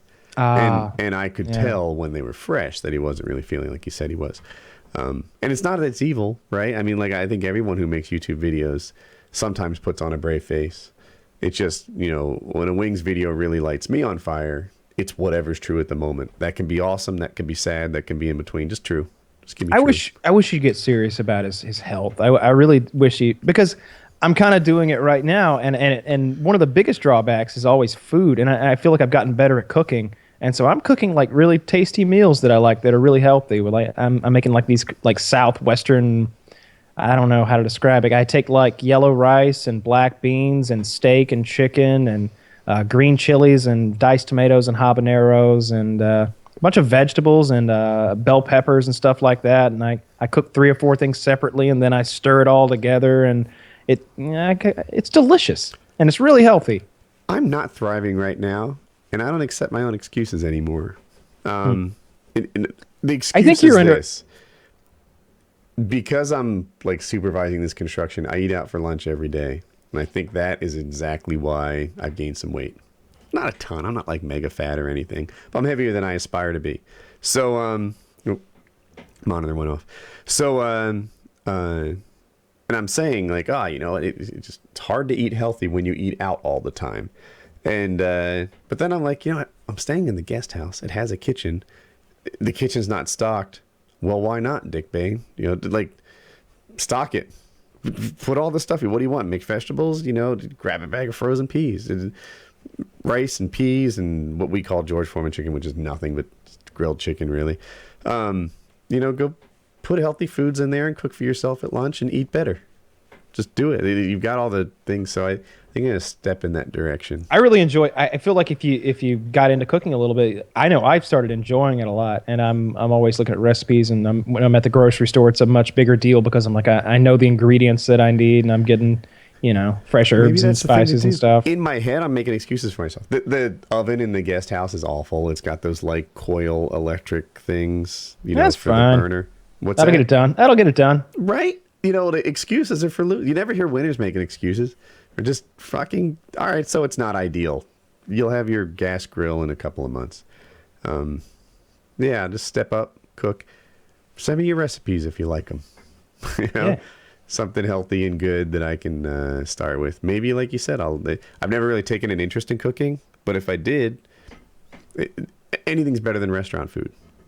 Yeah, there's a lot. I like we've got some nice cooking knives now, so I feel like a fucking samurai in there. I'm going to town on this stuff. Every time I make a slip, I cut myself again. I'm just always covered in Band-Aids where I'm in there just like, oh, I will take you down, Mr. Pepper. And I'm just like, God damn it. Just fucking like hold my hand up high to stuff. Cuts all over your hands. I bought on your asshole. A high-end kitchen knife for Christmas, and I see that she's using this like sharper image thing instead. Maybe I'll take it for me and go at it. I don't know. This kitchen knife is nice. I'll report back in a PKA or two on how the cooking for myself is going. Yeah, I like. I've been cooking a lot of stuff, like lots of steak and chicken is kind of the main. I make sure there's a lot of protein, a lot of meat mixed in there, but I usually cook something spicy with a little bit of rice and black beans and lots of vegetables. But you don't follow a recipe. You've got it sort of wired in your head as to what to do. Yeah, I just think of things that would taste good in there. So it's like, let's put 2 scoops of green chilies in there and a scoop of diced jalapenos and That's what's good about stir fry. You can just add it as you go, make it up. I think you guys are looks ahead good. of me, Try though. it. Like at this point, I'm not like I think you develop a certain skill set. Like this much green peppers is a lot, and this much is a little. This much cinnamon is too much, and this much is appropriate. I think I need to follow recipes and get my toolbox filled out. Yeah, maybe so. First. But yeah, I've been really enjoying it. I've been marinating my steak and making different marinades and stuff. I'm gonna go buy some steak tomorrow. That sounds way better than the Cadobas that I had today. I don't even know what Cadobas is. Oh, it's a fast food. It's like restaurant. a Chipotle. Yeah. Oh. It's like the same thing as Chipotle, but with queso and not. I was gonna say not as good for you, but it's probably the exact same shit. Sounds a lot like Moe's. Yeah, I would Oh say yeah, it's a Moe's it's the same as competitor. Moe's. Yeah, Moe's yeah. is Not as tasty. good as Moe's. It's hard to. No. You could get the bowl at Moe's, or maybe the place you've been going. That's fairly healthy. Yeah, Like Chipotle, those you can rice get the bowls. burrito bowl. Yeah. I'm getting chicken gumbo, which is awesome, but not dietetic. So I did skip the brownie. It's baby steps. But it was calling me too. But I was like, no, start now. The trick for me is always keeping like tasty stuff out of the house, because I often wake up in the middle of the night like wanting a snack, and I'll go upstairs and like if there's a pint of like frozen yogurt, I might start eating that. So I'm like, you can't buy fucking ice cream and candy. Kitty likes candy.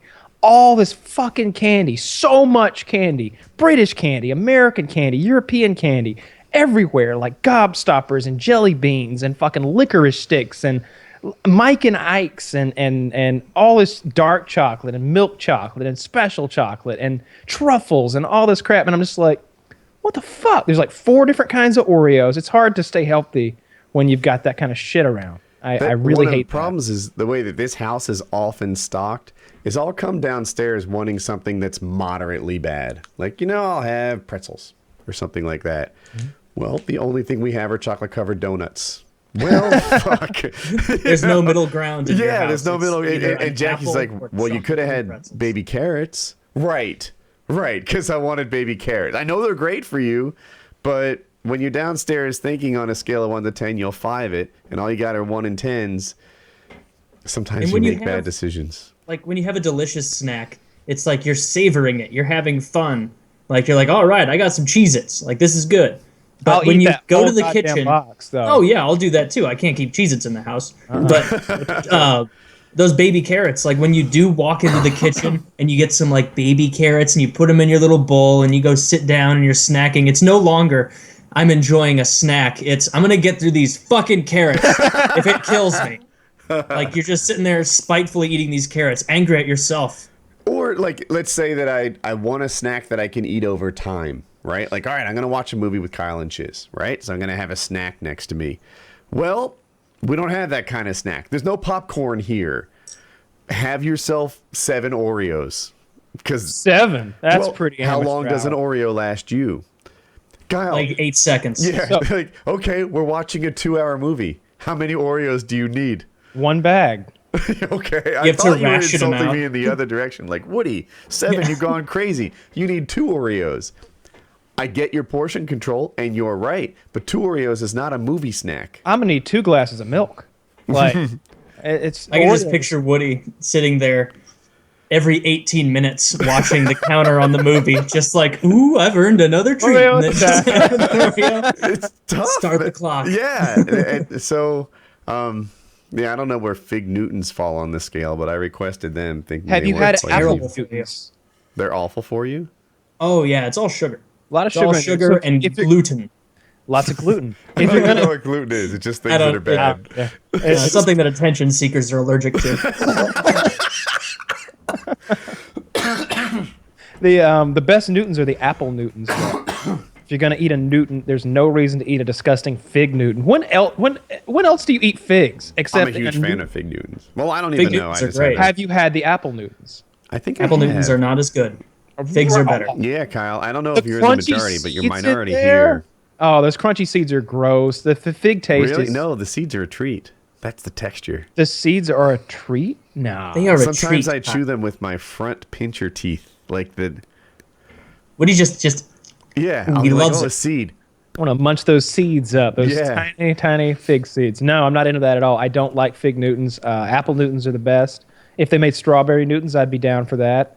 But as far as like decadent snacks, Pepperidge Farms, you know the cookies that come in that little bag? It's like a roll-up bag, and it's like a small serving of like Milanos or something. And they'll be like $4 worth of cookies, but it's really only like 12 cookies in there, but they're mediums. Those are great, and they have like a dozen delicious flavors that it's just like so decadent. You can't. It'll be like chocolate butterscotch magic crunch with M&Ms and Skittles. yeah. Skittles? Holy shit! Yeah. Yeah, but they strategically bags. make the size of those bags because I know exactly the little Pepperidge Farm one. You get like the caramel crisp or whatever cookies.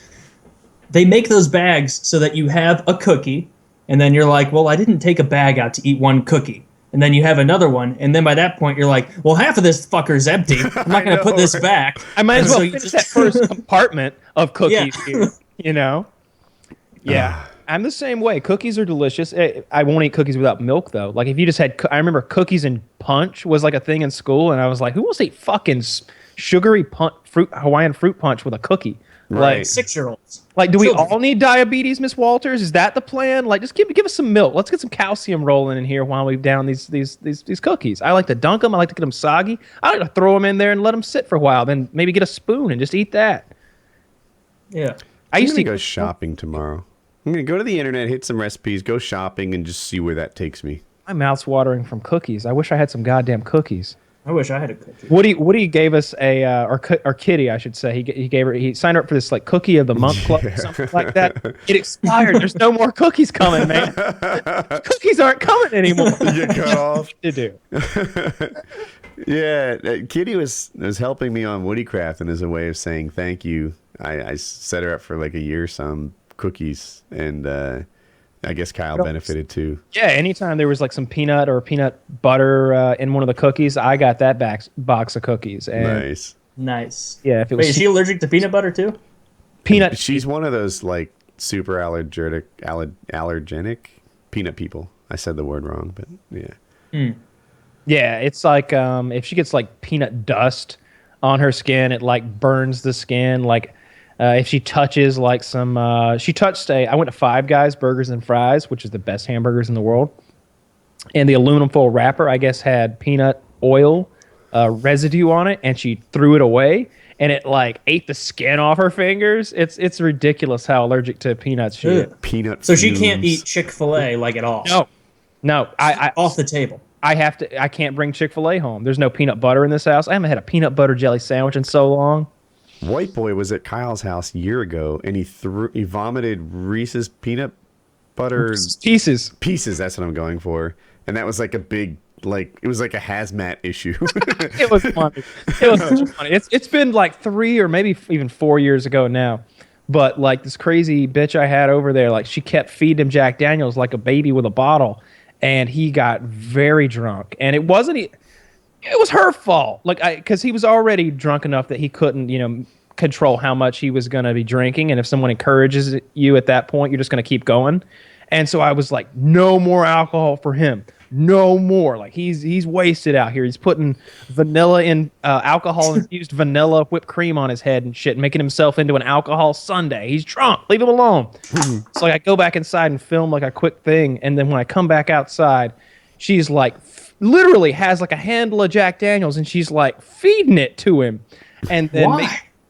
Because she was a crazy bitch. I had to call the cops that night to get rid of her. Crazy. And Harley picked these two girls up at a bar. Anyway. So she's not the royalty girl that I'm thinking of. I don't know who the royalty girl would be, but no. You figured it out. You you cracked the code. Yeah, I'm quick like that. No, it was this crazy chick from South Carolina that we picked up, and then so yeah, he ate like half a bag of Reese's Pieces, like the family-sized big bag, and then he started vomiting. But he was very drunk. It wasn't his fault at all. But he was just like, and it was just kind of like oozing out, like bent over, like, oh man, never do that again. It was like he was just like. It was like when you're worried about someone's health, where it's just a gurgling of what they had. Just and it was all over the outdoors. We had a screened-in back porch with a couple of couches, and he puked all over the couch, and it was just like, shit, it's peanut butter everywhere. How drunk did you guys get last week? The drinking episode of PKA. Too drunk to drive, probably. I really am a lightweight. I only had those 4 beers or whatever. That's enough to get me pretty drunk. It's hard to measure. So I didn't make my own drinks, but Jackie, like she said, she was being selfish with the cream and the milk, so she was giving me like a lot of Kahlua. So they were strongish drinks, I guess. And what's that? Please go on. So I don't know if other people obsess about everything, but I do, and I'm like, am I drunk enough? Am I faking? And like. I remember we did a PKA drinking one from paintball one time, and in my head I'm like, I'm not drunk at all. I'm just in a good mood. But I had a shoe on my head as we did the thing. Like I just did the podcast with the shoe on my head, and I look back in that, I'm like, I was definitely drunk. I don't do that shit when I'm sober. It was a drunken episode. And last week I was like, I don't think I'm drunk, but I am sweating a lot and my face is somewhat numb. And the ceiling fan is oddly entertaining, but I'm not drunk. I say next time we do some shots. And like not too many, not to excess. Nobody's gonna get alcohol poisoning, but maybe we do like 2 shots in the course of a half-hour period, and then follow that up with maybe 2 more. So we're doing like maybe 3-4 shots an hour. I feel like we that will not go. That'll be a 2-hour show. yeah, that'll be great. I also agree with it. I think that a drinking episode should inherently be rather short, because at the end we shouldn't really be capable of carrying on a good show. We should all be pretty fucked up. I thought last week's episode was like top 5, top 10% in the first half, and I wasn't sure how the second half was. Because to me, like, I'm sitting like this, and like it doesn't. But there were other people who thought the second half was the prize of the show, and that just us unscripted was not able to do basic mathematics and stuff. I was good at the math. I was like crushing it. Were you? Yeah. There was something it was like some percentage. The percentage of the weight loss. Yeah, you were right about that. Yeah, I remember that. Yeah, and somehow I was like, well, like it was 204, I think, and. So I was like, 204 is roughly 210, and it was like 7 pounds of 204. So I knew that the answer was going 14 pounds of 204. So I knew the answer was roughly going to involve like a 2/3 something. and 66% was way too much. It just didn't pass the sniff test, and I backed it down to 6%. And I don't know. I did all that in like 1 second. I was like, wow, maybe better drunk man. See, my brain, I got like 3 steps into that, and I was like, this is stupid. Fuck this. And I just waited for Woody to come up with an answer. Yeah. But I got decently buzzed for it. Would have been drunker if it wasn't spanned over 4 hours. Because I had 5.5 during the show, I think. What knife? Maybe I finished the 6th one. I don't remember. This is the knife my dad got me when I was like 12. It's they folded 2 kinds of steel together, so it's got these like. That's really neat. Yeah. It is. And it's got like a deer carved into it. Have you ever cut a deer with it? No, I've never skinned a deer actually. Never done that. I watched my dad do it once, and it didn't look fun. I've watched it on YouTube. I've seen people who are amazingly good at it, but typically they're not like teaching you how. They're just showing how good they are. So they're like zippity zap zoop zoop zoop zoop, like 15 seconds, and the deer is skinned. I'm like, well, I didn't see that. Thanks for the help. Yeah, Yeah. I still don't know how.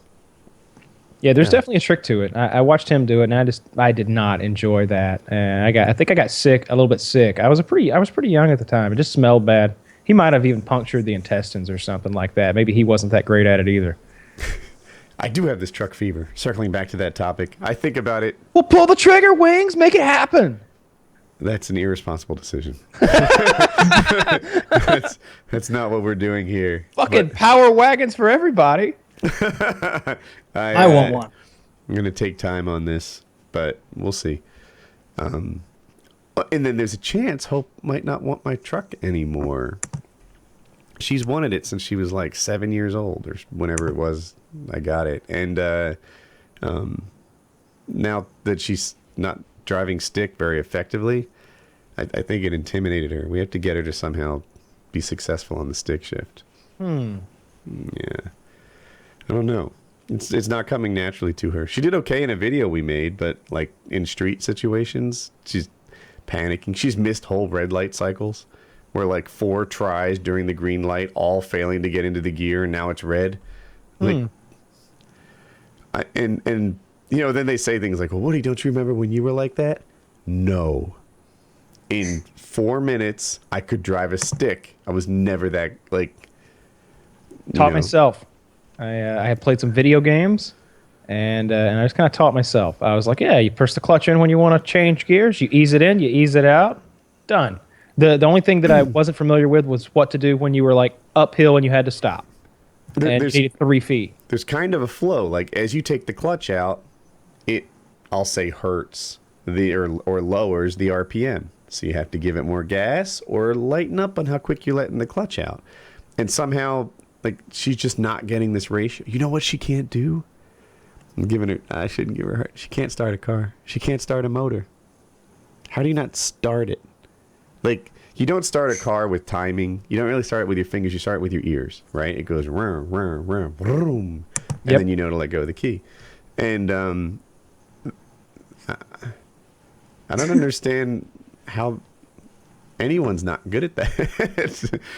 Well, with modern cars, you know, it's push button, or even when it's turnkey. Like with my car, the turnkey, you can bump it and just let go, and it'll do the rest. So my wife's That's how my truck, car is. You just my kind of wife's turn is it like and it does that. it. You go in there, you bump it. Like if you bump it for 1 second, it'll just take care of the rest. Like no matter what happens, rain, cold, sleet, snow, whatever, it just does whatever it needs to do for the car to start running.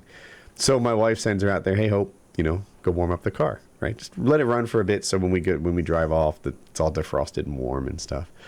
And they come out there, and the lights are on, but the car wasn't started. And it's like, how do you?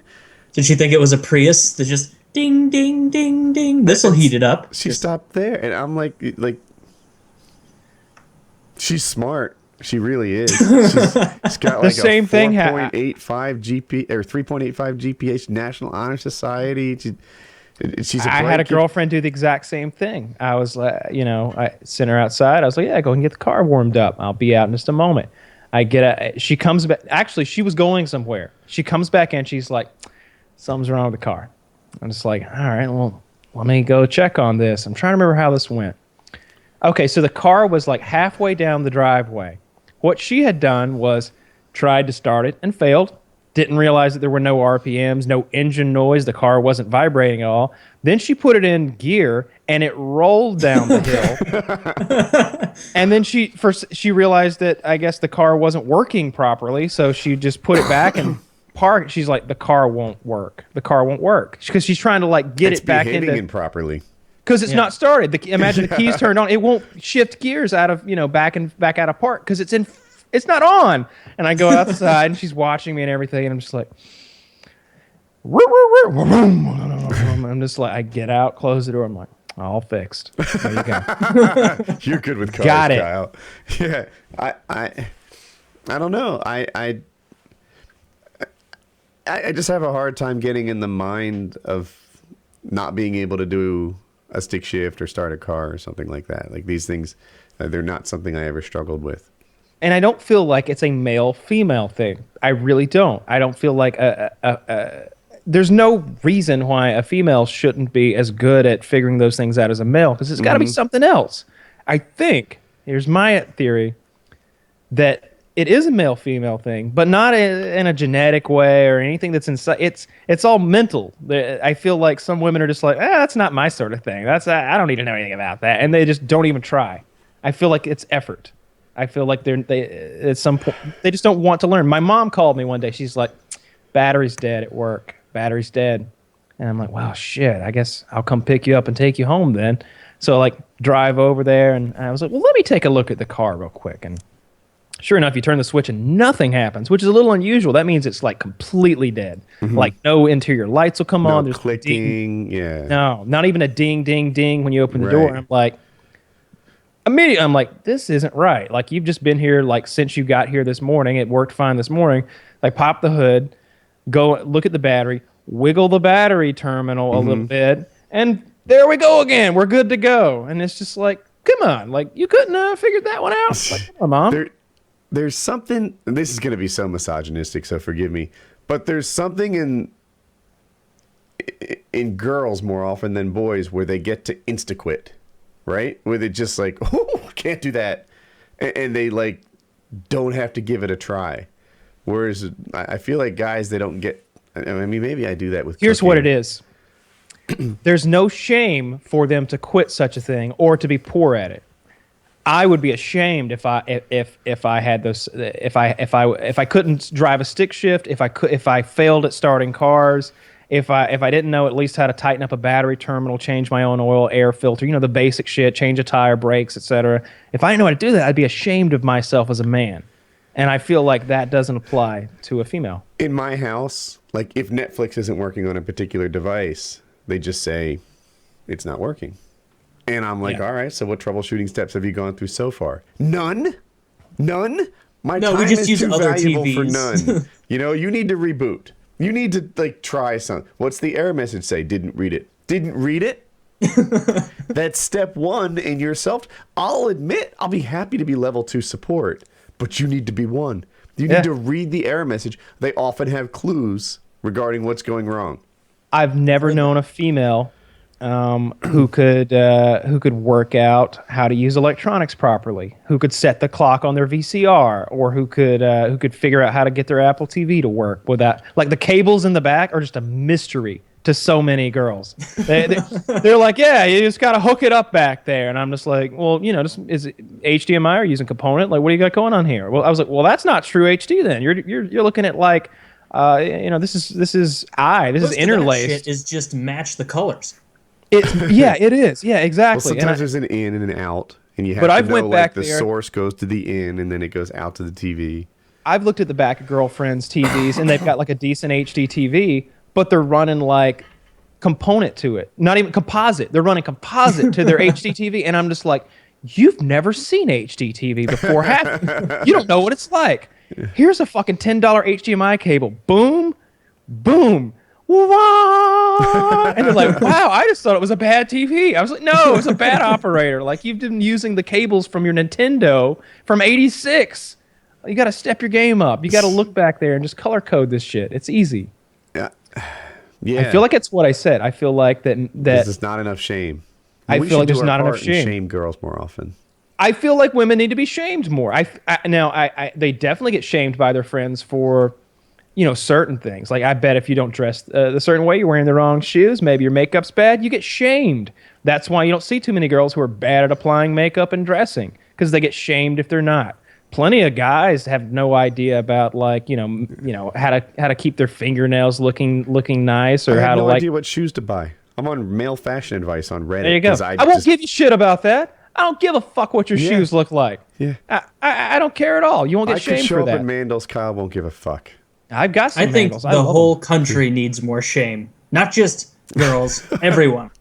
Yeah, maybe so. Shame Maybe would get this country back on track. I agree. We need to shame people everyday life. Merker for president. Walk past somebody in the food court. They're eating a personal pizza and they're morbidly obese. Walk up to them, spit on their pizza. You don't need that. Keep going. You're about to kiss a baby on your platform for running for office. That's an ugly baby. You probably shouldn't have had it. And then walk on your way. Well, I can't get on board we that one. we got too many kids here, and you brought that ugly one into the mix. You can't vote for me. Look at this baby's forehead. This was not a keeper. You should have known that. Yeah, this one should have got thrown back in the pump. Not big enough to keep. Jesus Christ. You got a catch and release program over there. I like this. Yeah, definitely. I really do think think that's it, though. And if you think about it, it makes sense. Because, like, I can remember, like, I don't know, like failing at something manly and just feeling really ashamed. My dad was like, "What? You just half-assed it. You just half-assed it. Did you try this? Did you try that? You half-assing it. You're half-assing it. Give it your all. Do the best you can." And he's like standing over, and I'm just like, I don't know how to fucking do this. God damn it. Fucking learn. How do you think I learned? I did it myself. And I'm just like, all right. So, like, there was a lot of that going on growing up. Not the like internet painful, helps I nowadays. was crying and like banging things together, but like sort of a look. You need to learn this for yourself because I'm not always going to be here. How do you think that plumbing pipe needs to go? So, like, I learned to teach you anything. I swear, that's true. I was before you said that. I was like, if I needed to pass the plumber's exam, I bet I could study on the internet. I'm pretty good at tests and pass that test. Dude, that Nigerian kid, that African kid, I don't know who's Nigerian for some reason. I forget his nationality. But did you see this Reddit article about this kid who, like, from library books, learned how to make a windmill? I only read the title. He from library books alone, he some sort of power generating windmill or water mill or something to provide electricity for his whole fucking village for the first time. And then, like, he designed a bigger one or something like that. And I saw another post where they claimed that post's comments had dissolved into a bunch of racism and bullshit. And I don't know anything about that because I didn't look into the comments. But I was just impressed by the kid. Just clearly African child, very smiling, very happy. And provided electricity for his whole fucking village with shit he'd read in a book somewhere. And I thought that was brilliant. Books and are each good. of us could do that. Like, yeah, and the internet's awesome. You see everyone gives so much clout. Oh, he went to this university. He's got a degree from that university. Their curriculum, all the books, all the stuff that go into getting a Harvard degree are readily available to all of us. If you want to, you may not get a Harvard diploma, but you can be just as well educated as a Harvard graduate if you just fucking start reading. Just start reading the books that they read, and you'll know the same things. It's pretty basic, but no one ever talks about that. That all that information is there for the having. I can just imagine, like, our ancestors. If you told a lot of them, you're like, all the information that you can possibly imagine is over there in that box, like in your fucking, like, show them your telephone, your phone, yeah, right here. Anything you want to know could be. Oh, really? What's the temperature in Madagascar? You want Celsius or Fahrenheit? Yeah. It's like, where's the position of Venus right now? It's right there. You can't see it right now, but it's right there. Like anything you possibly want to know is there. And you could learn astrophysics, you could learn biology, you could learn mechanics, you could learn anything. There's an app for iPhone and Android where you can see the constellations. I've seen that. Yeah, and you hold it up and you see it and you move it around and it just shows you, and then you can go through the Earth and see the ones that you can't see. Friend of mine has that, and he was like just a little dot in the sky that I would have thought was just an insignificant star. Like, he holds it up and this thing zooms in on it and shows that it's Mars and like a bunch of facts about it, and then you just move around. It's pretty sweet. Didn't download it, but I'll remember. I wish I had known about that when I was in Texas, or at least remembered. I did know about it. I've heard about it before, but I've never used it or seen it used. But when I was in Texas, there were more stars than I had ever seen before. And it was really, really beautiful. I had that experience in the Grand Canyon once. We saw 20 shooting stars in a night, maybe 30. I don't know, just tons. Yeah. And that was. I've camped out in the backyard a few times whenever there's one of those like big events where there's lots of meteorites coming out, like when we're passing through an asteroid field or something or whatever. And that's always really fun. There's a lot more shooting stars than you would think. If you just stare at the night sky for 10 minutes, you'll see at least one. That's one of the things I look forward to in my new house. Now, my new house isn't the greatest like stargazing place in the world. To do that, you really need to be in the desert where there's no moisture in the air. But it's light years better than where I am right now. You know, we're on the end of a cul-de-sac. There's street lights. There's house lights. You know, it just lights everywhere. You can see a Walgreens, like a drugstore from my house. The parking lot's all lit up. But the new one, it's not really like that. It's kind of in the woods, and or a big open field. And I look forward to, I don't know. It just seems like there's more stars over there. One thing I'd like to have that I don't have is a telescope, a good one. Yeah. Like nothing else ridiculous. I don't need to be plotting new. What's your budget? At least $1,000. Probably top out at maybe. You know, it's one of those things where I'd have to look at the products and see like, oh, for like 300 more, we can see 20% more. That's I had 500 in my head. I was like, I wonder what you can see for 500. I looked at whenever we got those Clouds. whenever you could do pretty well for 500, believe it or not. But because whenever I got that gift card from YouTube to whatever that electronics online retailer is. B&H, yeah. I was asking my girlfriend and Kitty and sort of considering myself. I was like, what should I do with this? I ended up using it as like a partial payment for a gaming laptop I bought, but I wanted to use it all plus some cash out of hand for a $700 telescope that was already marked down, and it was like a $800 or $900 telescope. And it looked really cool. It wasn't like this big, crazy Galileo motherfucker. It was about this long or so, but it was really fat, and it had a nice viewfinder. It looked like it would be comfortable to use. And you could see lots of stuff. I don't remember, but you could see all the moons of the planets and stuff like that. And you could see distant galaxies. And I should have gotten it, and now I regret it. And now I feel like I would like to have like $1,000 telescope. I think that'd be really cool. I think that'd be cool too. I'd like that. Maybe someone out there knows what to get, like a starter telescope. And I don't know anything about telescopes, but I have in my head that it's a little bit like stereos, where like for $100, you're not getting a real one. You're kind of getting a facsimile or a toy of a real one. Mm-hmm. For $250, for $300. You're just getting into the game. At $500, maybe you have a legit telescope. And then the difference between a $500 and a $1,000 is there, but subtle enough that, you take some experience to see the difference. And then when you start, get from like 2,000 to 2,500, they're almost the same. It's very subtle. And that's how I describe a stereo receiver too. If you go from 2,000 to 2,500 in a stereo receiver, the differences are very slight. You might not even be able to tell the difference. I was telling that guy out in Texas, the really wealthy guy, because he's building this cabin up on top of one of the higher hills that's out there. He's flattened off the top of this thing, and it's an incredible view from up top. And I was like, I wouldn't be putting a cabin up there. I was like, I'd build my own observatory. I was like, I would have myself, a $250,000 telescope or something like that. The kind that you sit in a chair and the whole building rotates and stuff. Like I would be finding new planets if I were you. I'd be like, oh yeah, I'll do that instead.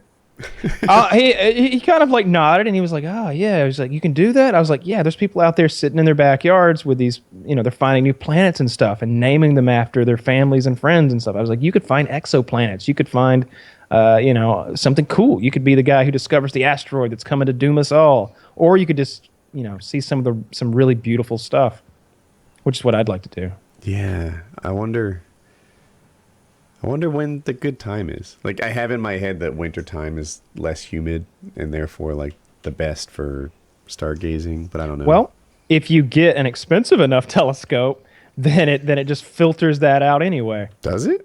Yeah, that was one of the major breakthroughs with telescopes. I was watching that thing that the black science guy Neil deGrasse Tyson does, and they were talking about this technological breakthrough in telescope technology at some point where they were able to refocus the image to completely compensate for the atmosphere or something like that.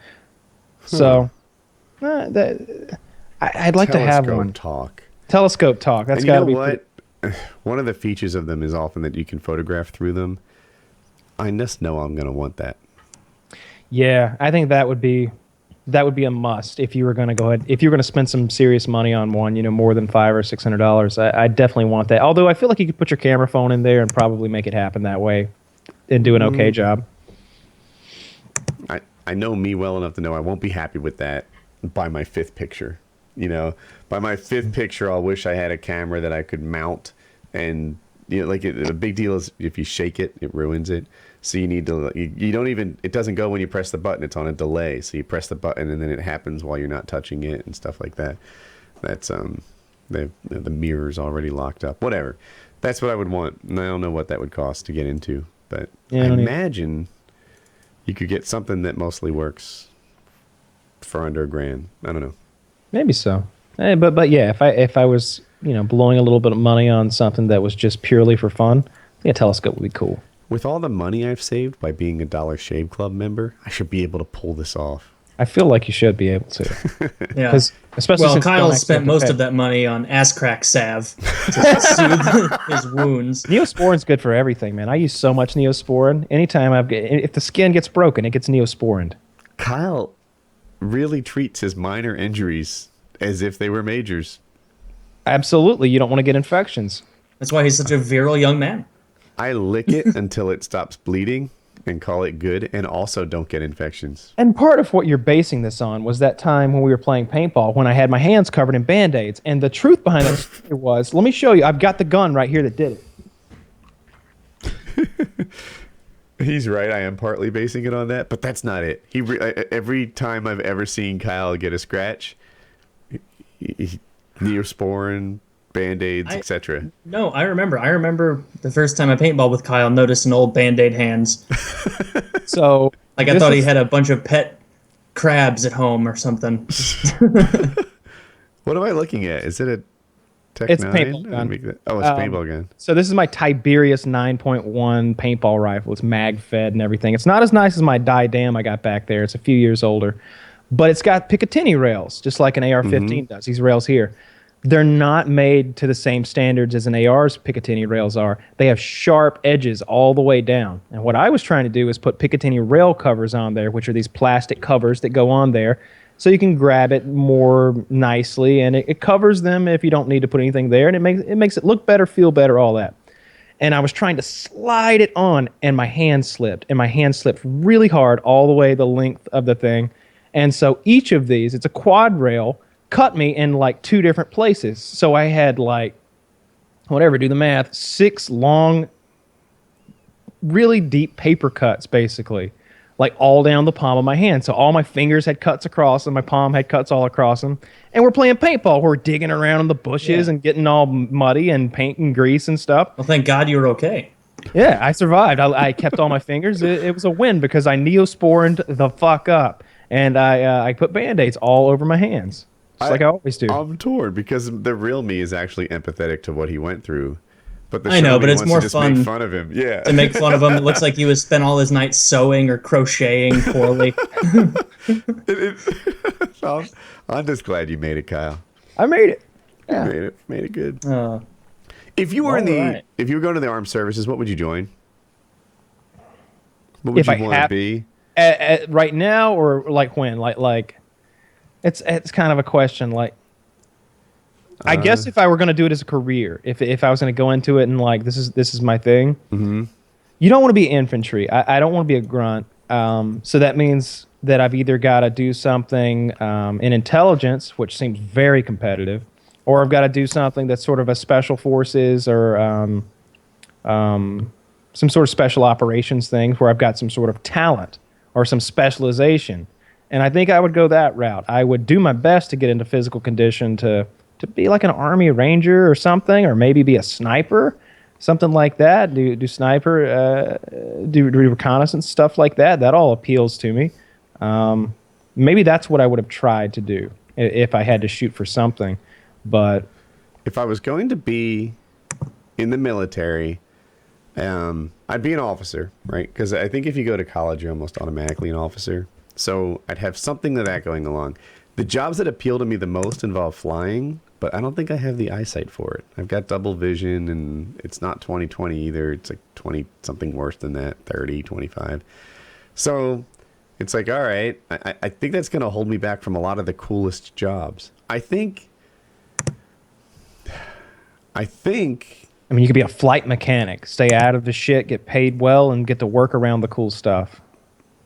I don't love that job, though. And I knew a couple helicopter mechanics, and it was just a lot of like...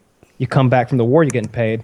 The people that I knew were crude people. People that I wouldn't want to spend all day long with, right? Just like, dude, holding up a piece of pipe as if it was your long penis is only funny once, right? You know, and like for this to be your lifestyle of joke and... Every day, just, hey! Yeah, every day, right? Yeah, right? Huge! Yeah, me poking you in the ass with a, pretend I'm gay. Like, no, God, I can't take this day in and day out. So I don't know what I'd want. I could be a tank commander or something like that. I think I could get away with that. You have to be a captain. I say it because my brother-in-law was a tank commander, and I'm not saying you couldn't do it. That just seems like a rough job, right? Like being sounds terrible. If it's anything like Brad Pitt said, I'd probably in get that movie. car sick. Well, new tanks are air conditioned, and you have a huge superiority, right? You're just plinking other tanks beyond visual range. You know, it's not so bad. It's just like driving in an air conditioned car, I guess. But I guess I'd probably it's get comfortable. They have Bluetooth. I do know that he had like a PTSD thing and like a certain level of like guilt and regret over his KD ratio, I guess. You know, just he went into the first Iraq war, you know, fucked him up. Like there were tank battles in there that were just like ridiculously lopsided, and he was a part of that, and he won big time. And there comes a certain like survivor's trauma that goes along with that. Wait, early 2000s or like 90s? Early 90s, Desert Storm stuff. Yeah, Desert Storm stuff. So, yeah, there were tank battles in that war, and he won in a really big way. Yeah, those were completely lopsided. It wasn't fair, I suppose. But war isn't fair. It's supposed to be. We're supposed Saddam to be Hussein, very big old unfair in our spawn favor. trap. Saddam should have thought about that before he started a fucking tank war. But That is true. yeah, but I know him, and I could have gotten along with him in the military. So that guides me to that. I don't know what I'd be good at. You know where I think I'd end up in? Some sort of. I could do a tech job. I just thought of that. Some sort of like radar operator type thing. I don't know. Like I'd probably be involved in communications or something like that, and that's what I'd do. I'd set up infrastructure on the roll, and that would be a good job for me. Or you could be working, back home, sipping Mountain Dew and like flying a drone somewhere. You could. That sounds better. Nowadays, easier. yeah. Nowadays, yeah. Yeah. Yeah, I don't know. The things I dream of doing, like, I'd be a Navy SEAL. Maybe. Prime Woody was pretty athletic.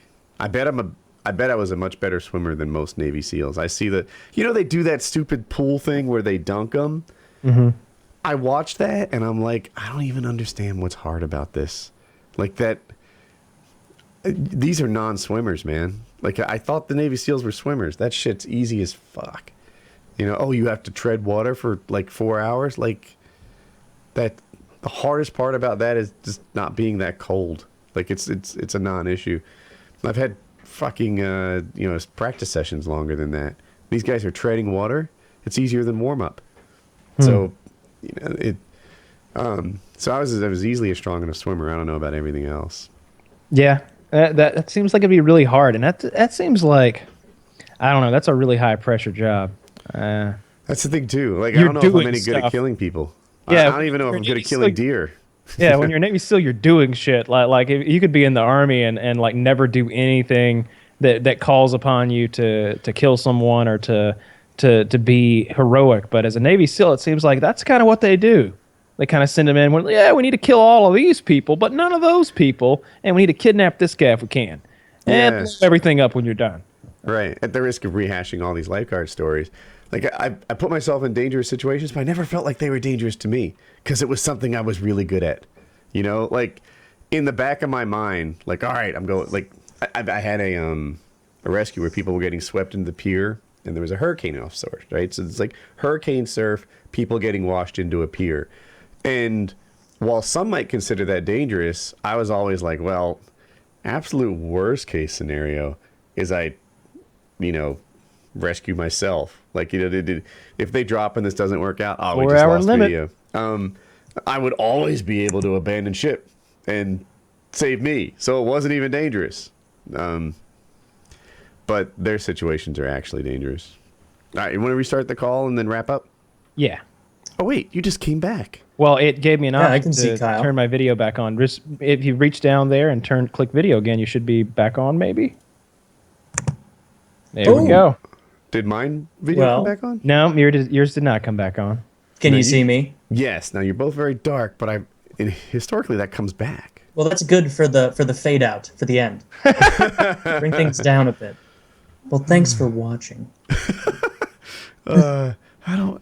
Maybe it's the gamma. I'm still going. It could be.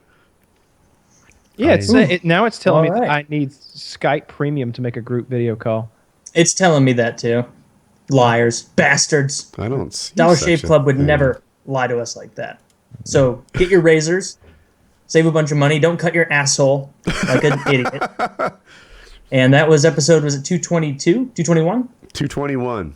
221. 221. All right. I hope you guys enjoyed the show. A little bit of playing stuff, a little bit of chill. Yeah. I think. Yeah. All right. Yeah. Until next week.